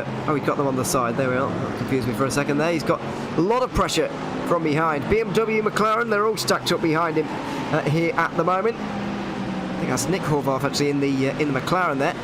The only one I've seen so far out there, and I'm very glad to see it as well. as we go through the final sector. A big train at the moment. Barely 10 minutes into this race, but it feels like we're about 2 minutes in. We've had so much going on. It has absolutely flown by already. Maybe now it can calm down just a little bit into some nice battling rather than the complete, you know, replay after replay after replay that we were seeing a little bit earlier on. Somehow I doubt that when we have trains like this for 30th place in the race at the moment. It is a train. Nobody's being super aggressive, but Nick Horvath and that Flying Husky McLaren, as you mentioned, it's a different car from the rest of the field, and that might play into his hands here. If that McLaren has a specific advantage, I don't know what it would be if nobody else has picked it, but Horvath clearly comfortable in it. The BMW in front of him looks like might have a little bit of damage, and that Ferrari ahead somehow missing the number. But here's Kevin Norris on the fight back. Oh, one of the Audis, the lunatic 15. Audi. Now, who is that in the 15 car? There's so many cars, it's difficult to find them all. But there you go. Colin McKenzie. There we are. Hugo Hopin is out. He goes into the back of one of the BMWs. I think he actually pulled wide there because he was going to redress the position. He's the gentleman's agreement to let the BMW back through again by going wide like that. So good to see that, but just a misjudgment into the hairpin. Yeah, and it's so easy to do that, especially at that corner when you're in multiple different cars. You have different braking distances, and it's very easy to just meet in the middle, as happened there. But Kevin Norris still under attack here in that Audi. You see a little bit further back, there's that train we were following earlier. There's a lot of these trains, and it hasn't been impossible to pass over the course of this race, but it's been difficult in some places. As Kevin Norris shakes his head, he's disappointed about something, but he's doing a good job of holding this train back at the moment, but he wants to be much higher. He was much higher. He was in about 7th place earlier. He's currently P21. And this is why it's great to get the face cams up of the drivers, because what is missing sometimes from sim racing and esports in general, actually, when there's no LAN events about, and there haven't been for the last couple of years, you really like the emotion of the drivers and the people involved. You can't really get a feel as to what on earth they're thinking. And shaking their head there from Norris is all you need to know, and I think this might be one of the reasons. Is that car down on straight line speed? Because that BMW has absolutely roared on past him for 24th overall. And that is indeed Mark McDonald, excuse me, it's Kevin Norris. Devin Horvath, there we go, I'll get it right eventually. Devin Horvath making his way through in the BMW there. I think that Audi has got severe straight line speed reduction there because of the damage you can see. Yeah, it's definitely down on speed. I was surprised to see that because I didn't notice that in the previous lap, but no, that BMW just flies by, and then Caleb Lehman is probably going to get by on the next lap. Kevin Norris clearly struggling a lot with that car. He was one of these ASR cars that got into trouble early, but he's got the advantage through these corners. But unfortunately, that damage is absolutely killing him in a straight line, and bad news, Hockenheim's got a lot of straights, so this is going to be a difficult run for the next 28 minutes. It is going to be very difficult indeed for Kevin Norris. He might figure it's worth coming in here as well. We mentioned the pit stop window is certainly open now. They'll have to make a pit stop in this race. Is it not worth coming in early for that fuel and maybe repairing a bit of that damage? It might be, but I'm just looking behind with the pit times from the last race. Can he pit and avoid traffic? He's currently 29 seconds behind the leader, and there's drivers in that 48, 58 second range. If Kevin Norris does pit here, he might be in worse shape because he's going to end up in traffic. Yeah, well, yeah, I think he might come up around maybe John Lee Luna, who's about a minute off the leader at the minute. Maybe that's about the right distance, but either way, we'll see, of course. I think James Doherty might have already made his pit stop actually there in the 61 already, and I think Luke Davies might be doing the same. It was a little bit of a longer stop, but I think there was a bit of damage repair involved in that as well. Already, by the way, you have got 4 cars officially out of the race, another 4 with long damage repairs currently going on. We may see them back again as we've got a bit of VR action here from David Bush. 16th position at the moment, and yeah, really getting his head into the game here in the number 20 car. That's 16th in the Pro category, by the way, for David Bush. He's 19th in the overall standings, but yeah, VR for a 40-minute race, VR does seem actually ideal, maybe for obviously longer races when you're doing a lot of driving, stint after stint after stint, it's probably a bit too long on the eyes, but for a 40-minute race like this, it's about perfect. It's definitely working for David Busch, but I wonder, I have to confess, I'm not a VR user, but I wonder in conditions like this where it's a little bit darker, it's a little bit harder to see, I wonder if being in VR can give him a little bit extra light, a little bit of extra vision, and that'll actually help him out in traffic, as here comes Kevin Norris. We talked about him pitting early, and he has in fact done that, so they're going to try and fix as much of that damage as he can. He's going to take a self-fuel pit stop there as well, and he'll be back out with a somewhat repaired car. He wasn't in the box for too long. They couldn't have fixed everything, but they got something done there, and here comes Ted Lowendick. Here he comes, inside line of Andrew Waring. I think he's actually on the defensive here, isn't he? Because the 30 is coming back through the field with a vengeance, and now into 9th position for him. So that's a nice move there. And the 30 is back inside the top 10. We didn't see quite get into the top 10, but we certainly do now. 9th position. And there we see another nice move as Ted Lowendick moves down to 10th position. So 25 minutes still to go in this one. Less than a second between Caraballo and Guillaume Levesque at the moment, with Diego Morales less than 2 seconds adrift as well. This race will be exceptionally close, with also Waring in there as well. But of course, making that mistake at turn 1 earlier on has set him back quite a lot. But we are in for a close season with those four. I mean, we saw a runaway winner in the fixed series and the open series. It does seem to be a bit of a tighter field. It might just be, and you can't count out some of the other drivers in the top 10. Dominic Olivier, representing St. Vincent and the Grenadines. How often do you get to say that on iRacing? Vincent Trepanier, always quick. Andrew Hardman, always quick. There are so many drivers in this field who could win this championship, who could fight for this championship, and I am very, very excited to be here for the next 9 weeks. Yeah, I've never met a sim racer from St. Vincent and the Grenadines, but there we are. I'm glad to see it. So that's a new one to add to the list. Did also note that Caraballo is from Peru as well, I believe, which is another, well, not new one, but certainly a less common one in a field of mostly American and Canadian drivers, by the way, so do excuse us if we Americanise somebody's name who's not American. I apologise for that, but yeah, there's a lot of drivers to look through, including Nick McLaughlin, who's at the moment leading the AM category. He has been from the start of this race. We've seen how quick he is, but he's coming under a little bit more pressure now from Ryan Patrick. 1.5 seconds between them as we go back to another battle a bit further down in the order. This is Alex Wright defending again in the 33 for 7th place in the AM category. The BMW on the inside of him here might finally take him. Will indeed. Goes wide, and it looks like the McLaren is going to follow him through as well, quite possibly of Nick Horvath. Round the outside through turn 10 is a long way around there though, and so he's not going to be able to make the move there. Yeah, Horvath tried his best to get back by Kwok in there, but it didn't quite work, and now he's lost the spot to Corey Precker, who is flying on the attack. Nick Horvath is just getting swallowed up here. He tried to make a move, and here comes everybody through, and he gets shoved off the road. He does. That was indeed, was that Corey Precker actually making his way up through? Either way, the McLaren drops down. Nick Horvath behind. It was Brett Thurman, I think, who made his way through first.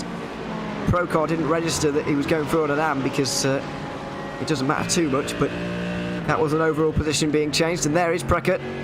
Raced in the NASCAR Cup Series on Sunday night at Sonoma. I think he ended up 12th at the end of that one. Now he's working hard.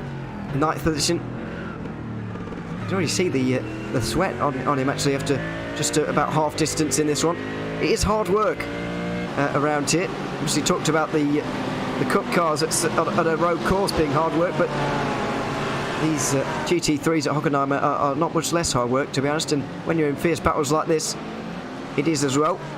But we see time and again, when you get shoved out in these fights, you can't often get back in because there's so many cars waiting for their opportunity to go through that everybody's steaming down your inside. And that's exactly what happened to Nick Horvath there, losing a few places, as you said there, trying to make one place, lost a few because everybody's just so close. And he lost another one to Robert Ridgway right there, who's continuing to move his way through the field. Another teammate of mine. He was always quicker than me, I must admit, and he always designed some fantastic F3 setups. He actually runs his own setup shop now, but unfortunately, He's a busy man. He's got commitments with his kids. He's got commitments with his job. He couldn't make Thursday nights work in F3 anymore, so he's moved over to the GT3 class with his teammate Colin Heffernan. Atomic Racing, both of them attacking GT3 for the first time, and Ridgway's a little bit further down than he would like. He's used to fighting for the wins in the F3 cars, but it's been a recovery for Ridgway, and he's getting more comfortable with every lap. He's still moving forward, and he'll have a top 30 overall before too long. And here comes Clayton Ham. We're starting to see pit stops. We are about to. We're approaching half distance. As you can see, the movers and shakers on the left-hand side of your screen. The most notable, of course, Andrew Waring dropping down 6 positions so far. And here he is, once again, recently having gotten through on Arnaud Jeunesse there in the 3-1-2. Another one of those Mercs. 8th place now for Waring, but where can he get to by the end? He's got another 4 seconds to get up to Becker, who's in 7th at the moment. Then there's another few cars not too far in front. Morales has just dropped off the pace ever so slightly as well, so who knows where we'll see that 30 car by the end. But he is making decent progress ever since his spin.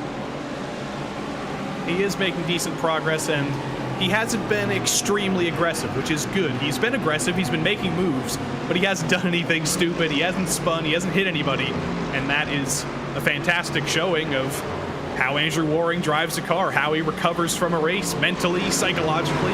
It's been a great recovery so far, and now he's got clean track ahead of him, about 4 seconds up to Becker, and then once he catches him, another couple tenths up to Hardman. I don't think a top 5 is out of the question for Waring here. If he can keep the car under him, keep this pace, he could be in for a very good recovery drive here. It's already a good recovery drive, but it's only going to get better. Yeah, I agree. I do think the top 5's on the cards here. Ted Lowendick thinks that the top 9 might be on the cards as well by the looks of things. The Audi making a few darts here and there, and you can see McLaughlin almost copying him there. It's an awkward situation for the 62 car to be in here because he does want these pro cars to get on with it, but he doesn't want to get in a fight with them and invite Ryan Patrick into this one. But if they start fighting, the pro cars in front, then there's not a lot that McLaughlin can do to go any quicker. So he's in a very awkward place at the moment. There's moments where he's being caught and there's almost nothing he can do about it. But I do think that AM fight is also going to go down to the wire. The 19 car in between them at the moment, with Mitchell and Green at the moment. But once he's out of the way, Patrick and McLaughlin might well go at it towards the end of this race. They could, and then further back for the podium, it's not much of a fight. Fonseca is basically on his lonesome, but here's that train we saw earlier with Ridgway, with Ridgway and Precker and Wright. This is for the top 9 in class for just under the top 30 overall. Precker stays ahead of Ridgway here, but Ridgway critically is still ahead of Horvath, and they're all just in this same train. Kwok Nin has done a fantastic job of holding all these guys behind, and they've all been fighting while he continues to run away ahead of all of them. It's frustrating for all of them, but it's a very good thing for Kwok Nin to see in his mirrors. He's very happy. He's saying, keep fighting each other. Please go away. Let me run away. Yeah, Nin didn't get through very long ago, but he's already got 4 seconds on Alex Wright, who not only does he not quite have the pace of the 886 in front, but he also is fighting Precker, Ridgway, Horvath and Broomhead now, all trying to get their way through. Now, correct me if I'm wrong, didn't Michael Broomhead start 56th in this race? Was it him? I'm pretty sure it was. Michael Broomhead didn't start at the broom head of the field. I think he started at the broom handle of the field. And he's made up like 26 spots, I think, if I'm counting correctly, 24 spots. Yes. It has been an incredible drive through the field by Michael Broomhead. He's avoided all the trouble, and I didn't expect anything different. He's not a driver who gets into incidents. He's not a driver who loses his head, and it's been a fantastic recovery, and he's legitimately in the fight for the top 7 here, which is remarkable. Yeah, the BMW in the background there towering over the rest of them. Oh, that's a dive from the Lamborghini. And Corey Precker had to turn out of that one. It was Robert Ridgway steaming down the inside. And it looks like he's made the move stick, has he? Corey Precker not with the exit on the out the hairpin there, so he won't be able to re-overtake, or will he? He does just slightly cover to the inside to make sure that Horvath didn't go down and have a move as well. But there you can see Broomhead in the BMW going to be wanting to make progress through here as efficiently as possible. That was quite a dive from Ridgway. If you can make it work, if you can do it, then it is an ideal place to make the move, of course, but it is also a place where you can get yourself involved in a bit of an incident and get yourself a penalty as well. But thankfully, Ridgway won't be getting anything for that. It was just a well-executed dive bomb on Precker, who's now down to 30th overall, and he comes into pit lane. I don't think he really wants any more of this fight. He wants to get out of it at whatever cost, almost. And this is about the same time we saw pit stops in the last race, around this 16-minute 30 mark, which is interesting because it's been 5 minutes longer in this one than it was in the fixed race earlier. But I imagine as Precker brings it in here, a lot of other drivers are also going to bring it in. This should kick off the pit cycle. There we go. Oh, that's Nick Horvath, who was fighting with Precker, and he's lost it on his own. Very nearly got absolutely smashed there by one of the Mercedes, but thankfully he's able to get things back going again without causing any harm to anybody else. Let's see what happened. Oh, it's far too much over that opening curve there, excuse me. And does he get hit? No, he actually goes for another spin on his own. But yeah, that initial curb went far too much onto it there and span around in a big way. As we go further back to Jonathan Wager, he was running very well earlier on, but goes for a spin of his own at turn 8. And as the tires start, he had it. He was moving out of the way, and unfortunately couldn't quite see who that was, but Jonathan Wager just could not get out of the way. And here we go, Caleb Lehman, he was having a solid race, and then bam, just meets in the middle with the number 53. And that is both of them around, unfortunately. As the pit stops begin, as drivers come back out on some cooled down tires, those incidents might continue to happen. Did somebody lose it on pit exit here? No, that was a mistaken replay, but back to live action. And we got a Drew Becker train here, and who's had a couple positions behind him, or a couple seconds behind him? Andrew Waring. He wants to invest on this train. He wants to get by everybody. Yeah, well, all the cars are kind of everywhere now because we've got pit stops underway, very much in earnest, and the leaders are still pounding around out front at the minute, so they'll be encountering lapped cars. But yeah, that was the 15 car, by the way, of Colin McKenzie, who got into the side of the 53 there of KB Leamon, and the two of them still fighting over 26th position. But this is the fight for the highest position, or the highest position being fought over at the moment, between Hartmann and Becker. The two just about 10 seconds away from Caraballo, who is out front right now. Through the final couple of corners they go. Pit stops really do have to be thought about for all of these drivers, but still pounding around at the moment. Still waiting on 32 cars to come into the pit lane, 31 maybe, and a few of them will. Andrew Waring and also Ted Lowendick both into the pit lane, and here are these two again. They've already been into contact once and they're going at it again. Yeah, Lehman, the lead car in this twosome. McKenzie in the pink car. McKenzie was probably at fault for if I remember the right way. I don't know. There's been cars all over the place. I don't remember who was at fault, but either way, they don't want to collide again. And one of them's angry. Both of them are angry, frankly, and we'll see. Do they both elect to bring it into the pits here? No, one of them does. McKenzie does, but Lehman is going to stay out, and he's going to enjoy some clean track. He's going to try and do the best in-lap possible. Whereas we're going to see a blistering outlap here, you can be sure, from McKenzie. As we go back to Andrew Hartmann now in that 3 BMW, excuse me, the best of the rest, because the top 5 are still Mercs at the moment. The 22 of Becker trying to take it off him at the moment. Drew Becker in 7th place. Very nice liveries on these cars, by the way. There's a few of them knocking about. Very much a fan of the white and gold. There you can see them. Drew Becker at the moment putting that to good use and in 7th place. This is not quite the train that it was earlier on. It was really all a train for 4th with Dominic Olivier and Vincent Trepanier, but they've managed to get themselves away as we see pit stops now for a lot of the field. Moises Caraballo is in. Guillaume Levesque follows him. Diego Morales a few seconds later, and pretty much the entire field will continue on with that. Dominic Olivier is one of the few who have managed to continue on. Saw there, I think that was Levesque who had to reverse into his pit box. I think the BMW as well of Becker also had to do that. Yeah, this is very confusing because there's a car in the pits parked there, a couple more positions ahead than he should be. This is what actually happened to Charles Sumner. We saw this happen to him in the last race. his pit box was the first one, but that was very confusing to him because he was about 37th. They're overlapping pit stalls. It's super confusing, but it's worked out very well for Caraballo here.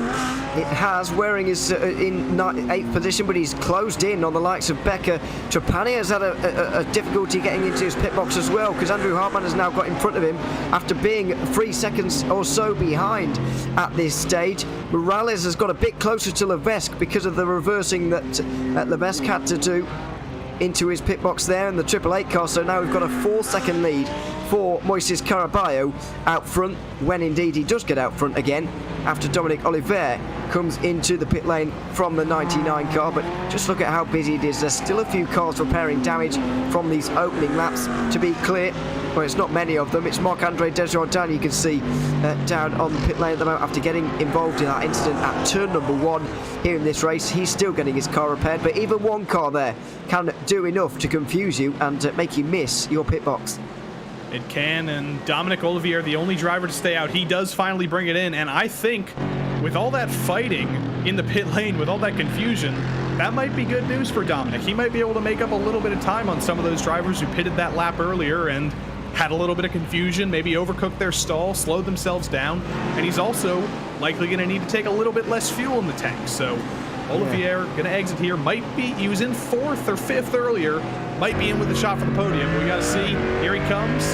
P3. Short stop. And there goes P3 by him. Yeah, you're right. Just about 4th. Very short stop though. 10 seconds just about. Waring and Lowendick also did save a little bit of fuel to do that. But yeah, Morales is not too far in front of Dominic Oliver here, and there might be a fight coming for 4th position, maybe even, for 3rd position, maybe even 2nd, if Guillaume Levesque gets himself involved with these two. But looks like that pit stop cycle has just changed the face of the race just a little bit. So those who have fallen back, certainly Levesque, because the gap now to the leader is 4 seconds. We've seen Vincent Trapadier also drop back behind Andrew Hartmann and into a fight as well, possibly with Drew Becker, who also did lose out a little bit because Andrew Waring and Ted Lowendick are now just behind him. Good fights are going to be happening now for the final 10 minutes or so. But where can Waring get up to? We've been asking that question all day long. It looks like your prediction of a top 5 being possible is coming correct, but they might just run out of minutes. Yeah, he's only got 9 minutes left to make 3 passes. I think Becker might be possible if he can get up to him, but after that, Trepanier 2 seconds up the road, then Hardman another second up the road.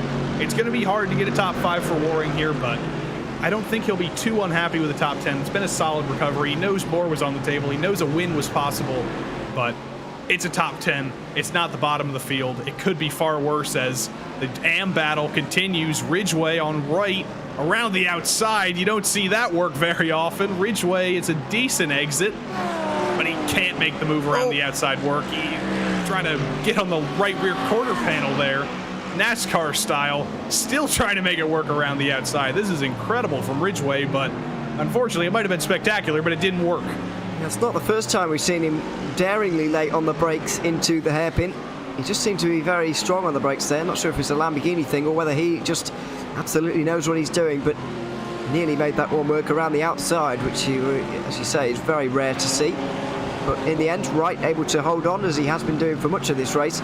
Corey Precker and Michael Broomhead have both been able to get through him. Broomhead, incidentally, is now inside the top 30. He's 23rd in the pro category, with Brett Thurman, just up in front of him. Caleb Learmont and Colin McKenzie battling in front of the two of them. Bit of a train forming there over what is 27th position overall. So many cars up and down the order here, and we've barely had time to breathe in the 32 minutes we've had so far. This has been enthralling stuff. I'm just worried about what they're going to do at Long Beach next week. My goodness.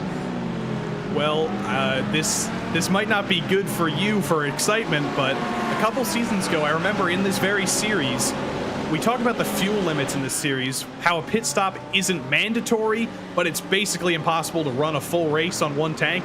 At Long Beach, somebody did that impossibly and made their way onto the podium. So Long Beach is no place for a lack of insanity. So if you're going to tune in for one GT3 sprint race this season, Long Beach is certainly going to be one, because who knows what that place is going to throw up. Yeah, absolutely. It's going to be very exciting. And indeed, Fuji the next week as well is going to be a new expedition for everybody. As side by side between Mackenzie and Leamon once again. Through turn 10 they go. They both lose a little bit of pace, and Furman might be able to make his way through here, although the three of them very, very close nose to tail. There's Michael Broomhead just blinking in the background there. I hope he can get connected again, because it does look like we have lost him. Oh no, he's back again. Thank God for that, because it would be a shame to see such a great drive go down the pan.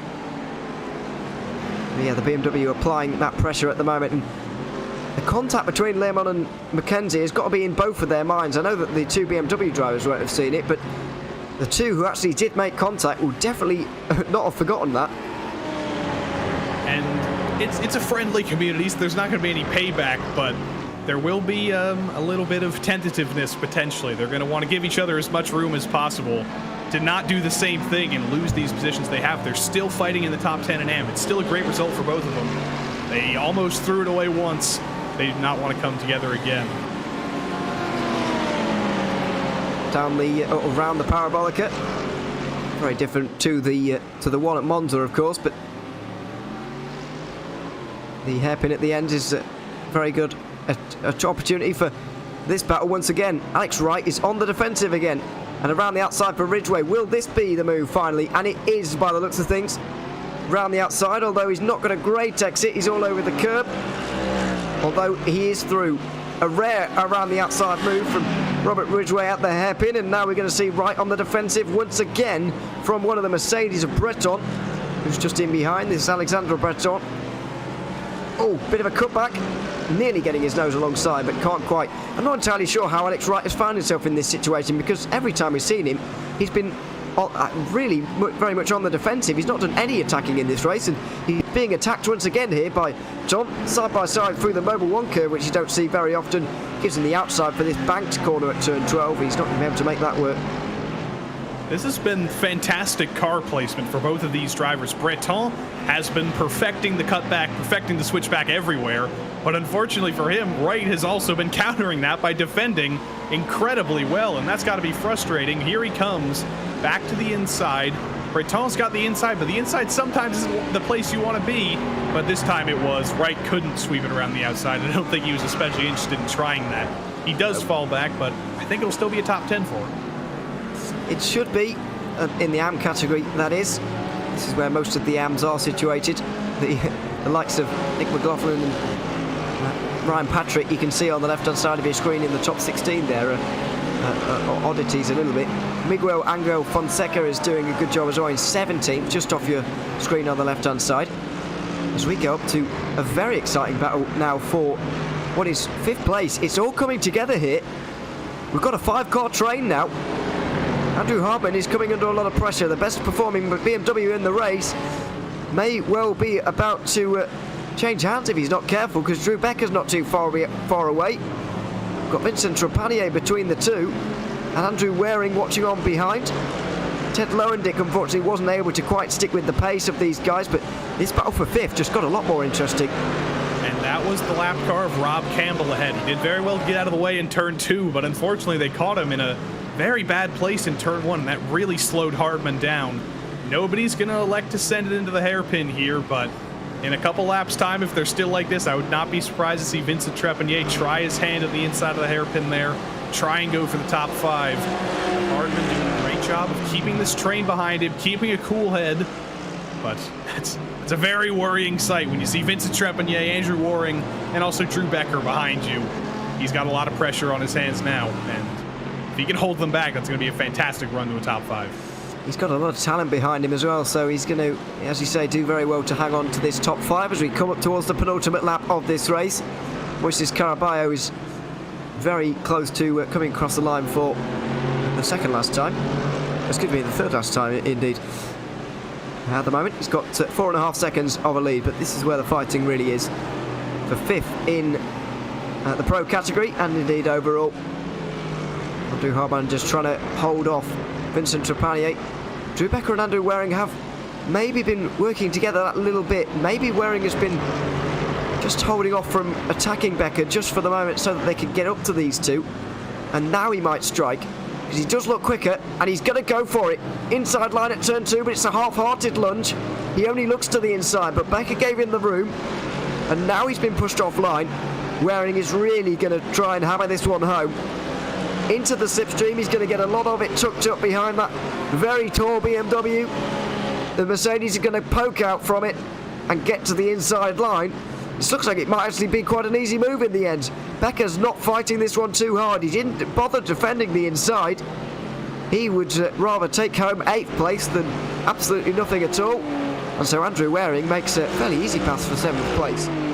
I think Becker understands that Waring's a little bit quicker, and if he gets behind him, he might be able to chase him and maybe pick up the pieces if he goes on the attack on Trepanier or Hardman on the final lap. So smart move by Becker, not defending that too hard, and now the fight is well and truly on for that top 5.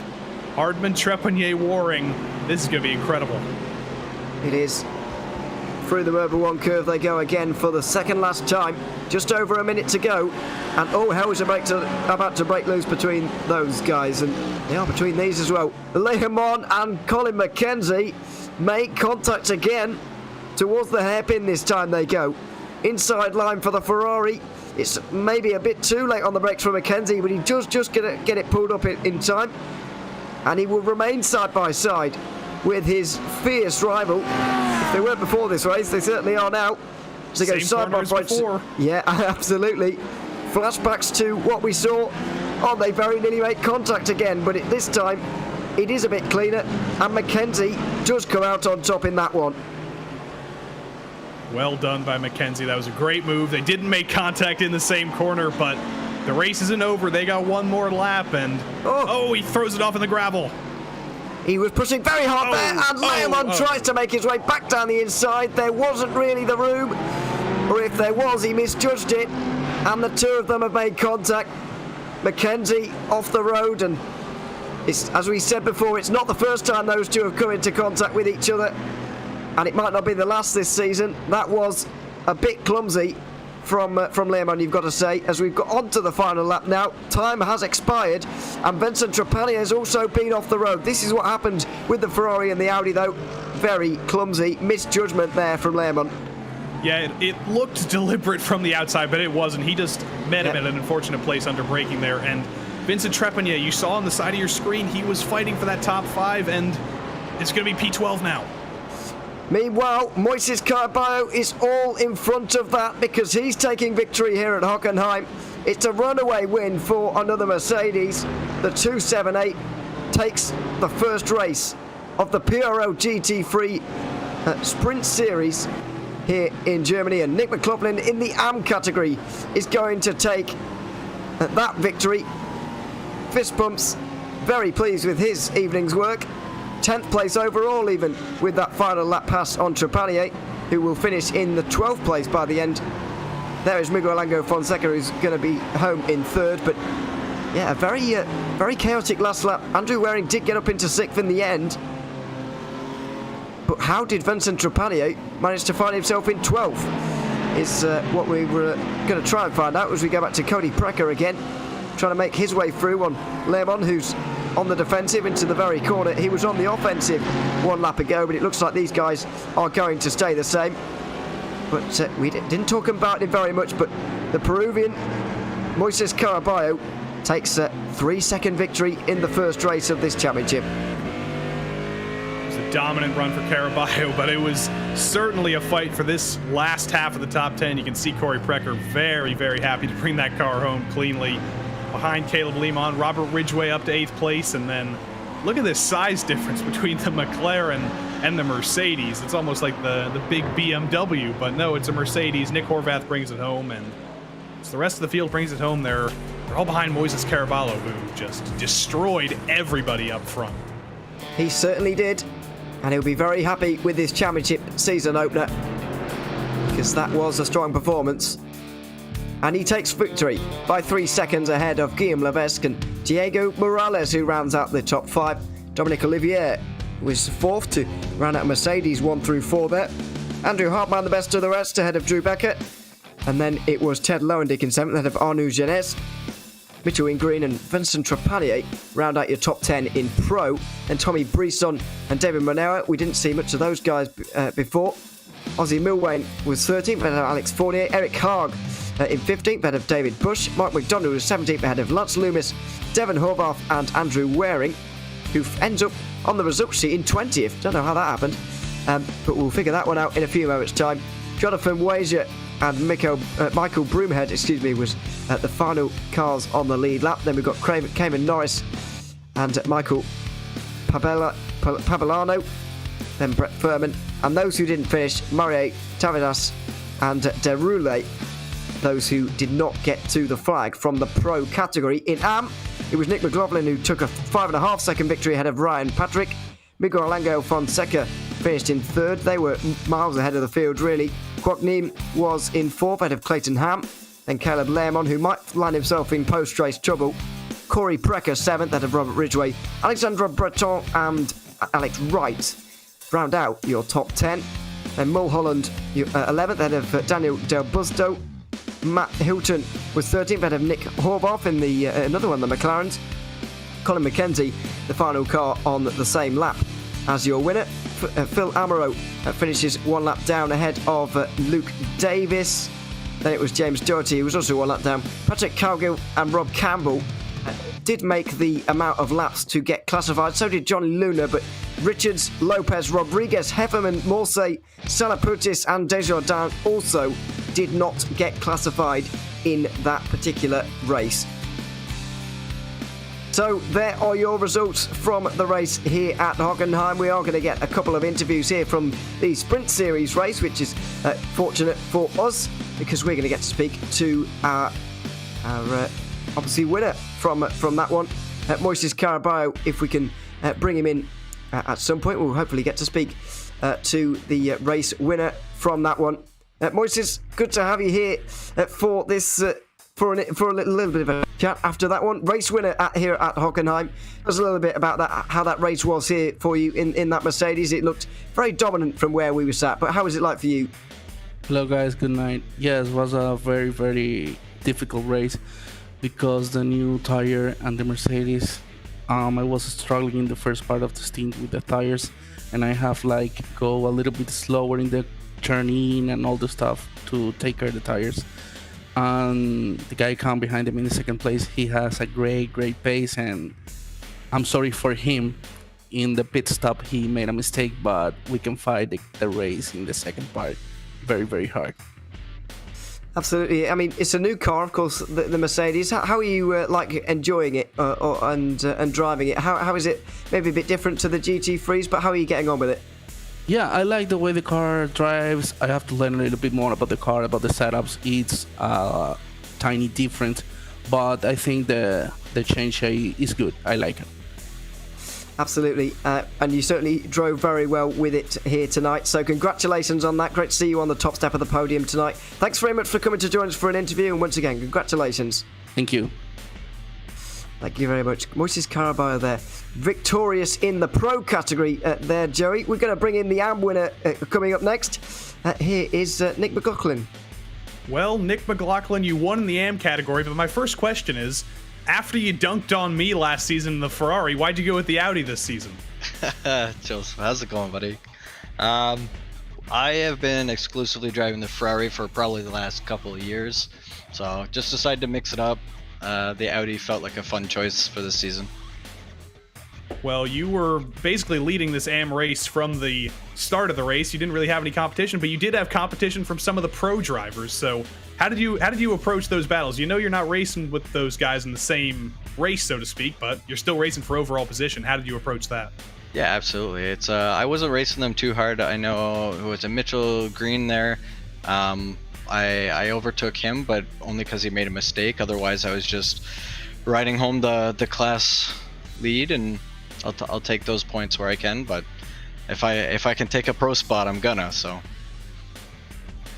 And with the splits determined by the admins, do you think that might be a possibility in the next coming races, that you might be bumped up from that AM category to the pro category? It's definitely a possibility, but I'm hoping not. Hockenheim's just kind of a track I click at, and I don't expect to be running where I am for the all season. So we'll see what round 2 brings. Well, there are those 9 rounds left in the season. Which tracks are you specifically looking forward to in the coming weeks? Long Beach should be fun, but it scares the hell out of me. I can't even remember the rest of the schedule, to be honest, but there'll be some good ones and some bad ones. I'm sure of it. Well, I can speak from experience that the good ones are going to come far more often than the bad ones for Nick McLaughlin, and he is your AM winner tonight. And we've got the second place finisher, Guillaume Levesque, waiting for us. Second place finisher in Pro is back with Ewan. Absolutely. Guillaume, welcome to the broadcast booth. Good to have you here after second place here today. Obviously, second place, not a bad result whatsoever, but are you a little bit frustrated maybe with that mistake, obviously, at the pit stops there that might have cost you a shot at the victory there? Yes, a little. Pretty mad about me. Yeah, of course, it's a small mistake with big consequences. But overall, how do you think you drove, and how do you think you're getting on with this new Mercedes that's obviously very newly released to iRacing? Yeah, it's a really cool car. Really happy to have the evolution of the old car. I love the old car. A long time ago, in the few past year, it wasn't good, but yeah, the new car feels really good. And looking ahead a little bit as well, Long Beach is coming up next week, and we had Nick McLaughlin there saying that it scares the hell out of him. How are you feeling about going to California and Long Beach? It's one of my good tracks, so I'm pretty confident about it.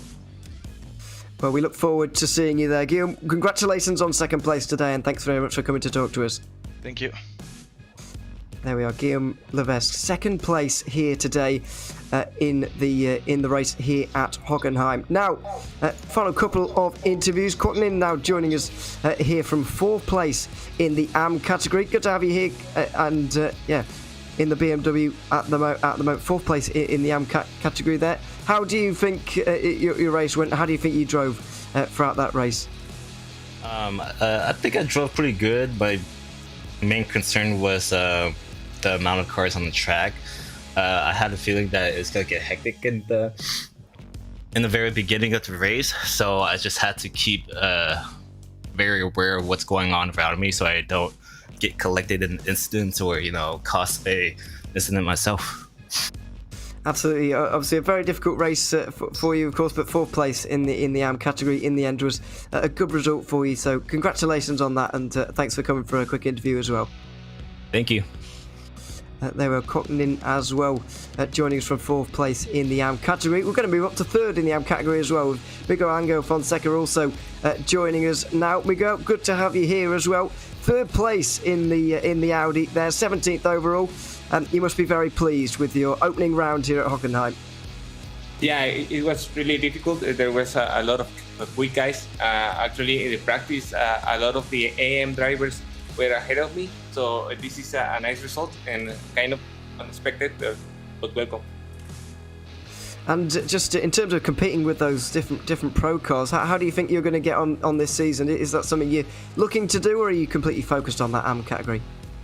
I think as the other guys say, Hockenheim and Long Beach are two tracks that I like a lot. But walking against that is the third track, I don't think I'm gonna do so good. Well, we look forward to seeing you over the next few weeks, and if today is anything to go by, then you are indeed in for a good season. Congratulations on third place here today, Miguel, and be good to see you next week. Thanks. There we go. Miguel Angel Fonseca for third place in the AM category here at Hockenheim. That just about does it, though, from us here at RaceSpotTV. Make sure you join us next week. It's Long Beach. It's going to be very fun indeed. 28th of June, of course. Same time, same place, 8:20 ET, joining us for that one. But tonight, it's been very enjoyable once again. We've seen so many cars take to the track here today, around about 100 of them around this very small circuit, but entertainment was everywhere. It was very good indeed. Very much enjoyed your company. I've been Johan O'Leary. I've been alongside Joey Temin. Hugo Luis has been behind the cameras. And until we see you again in 1 week's time here on RaceSpotTV, it's goodbye for now.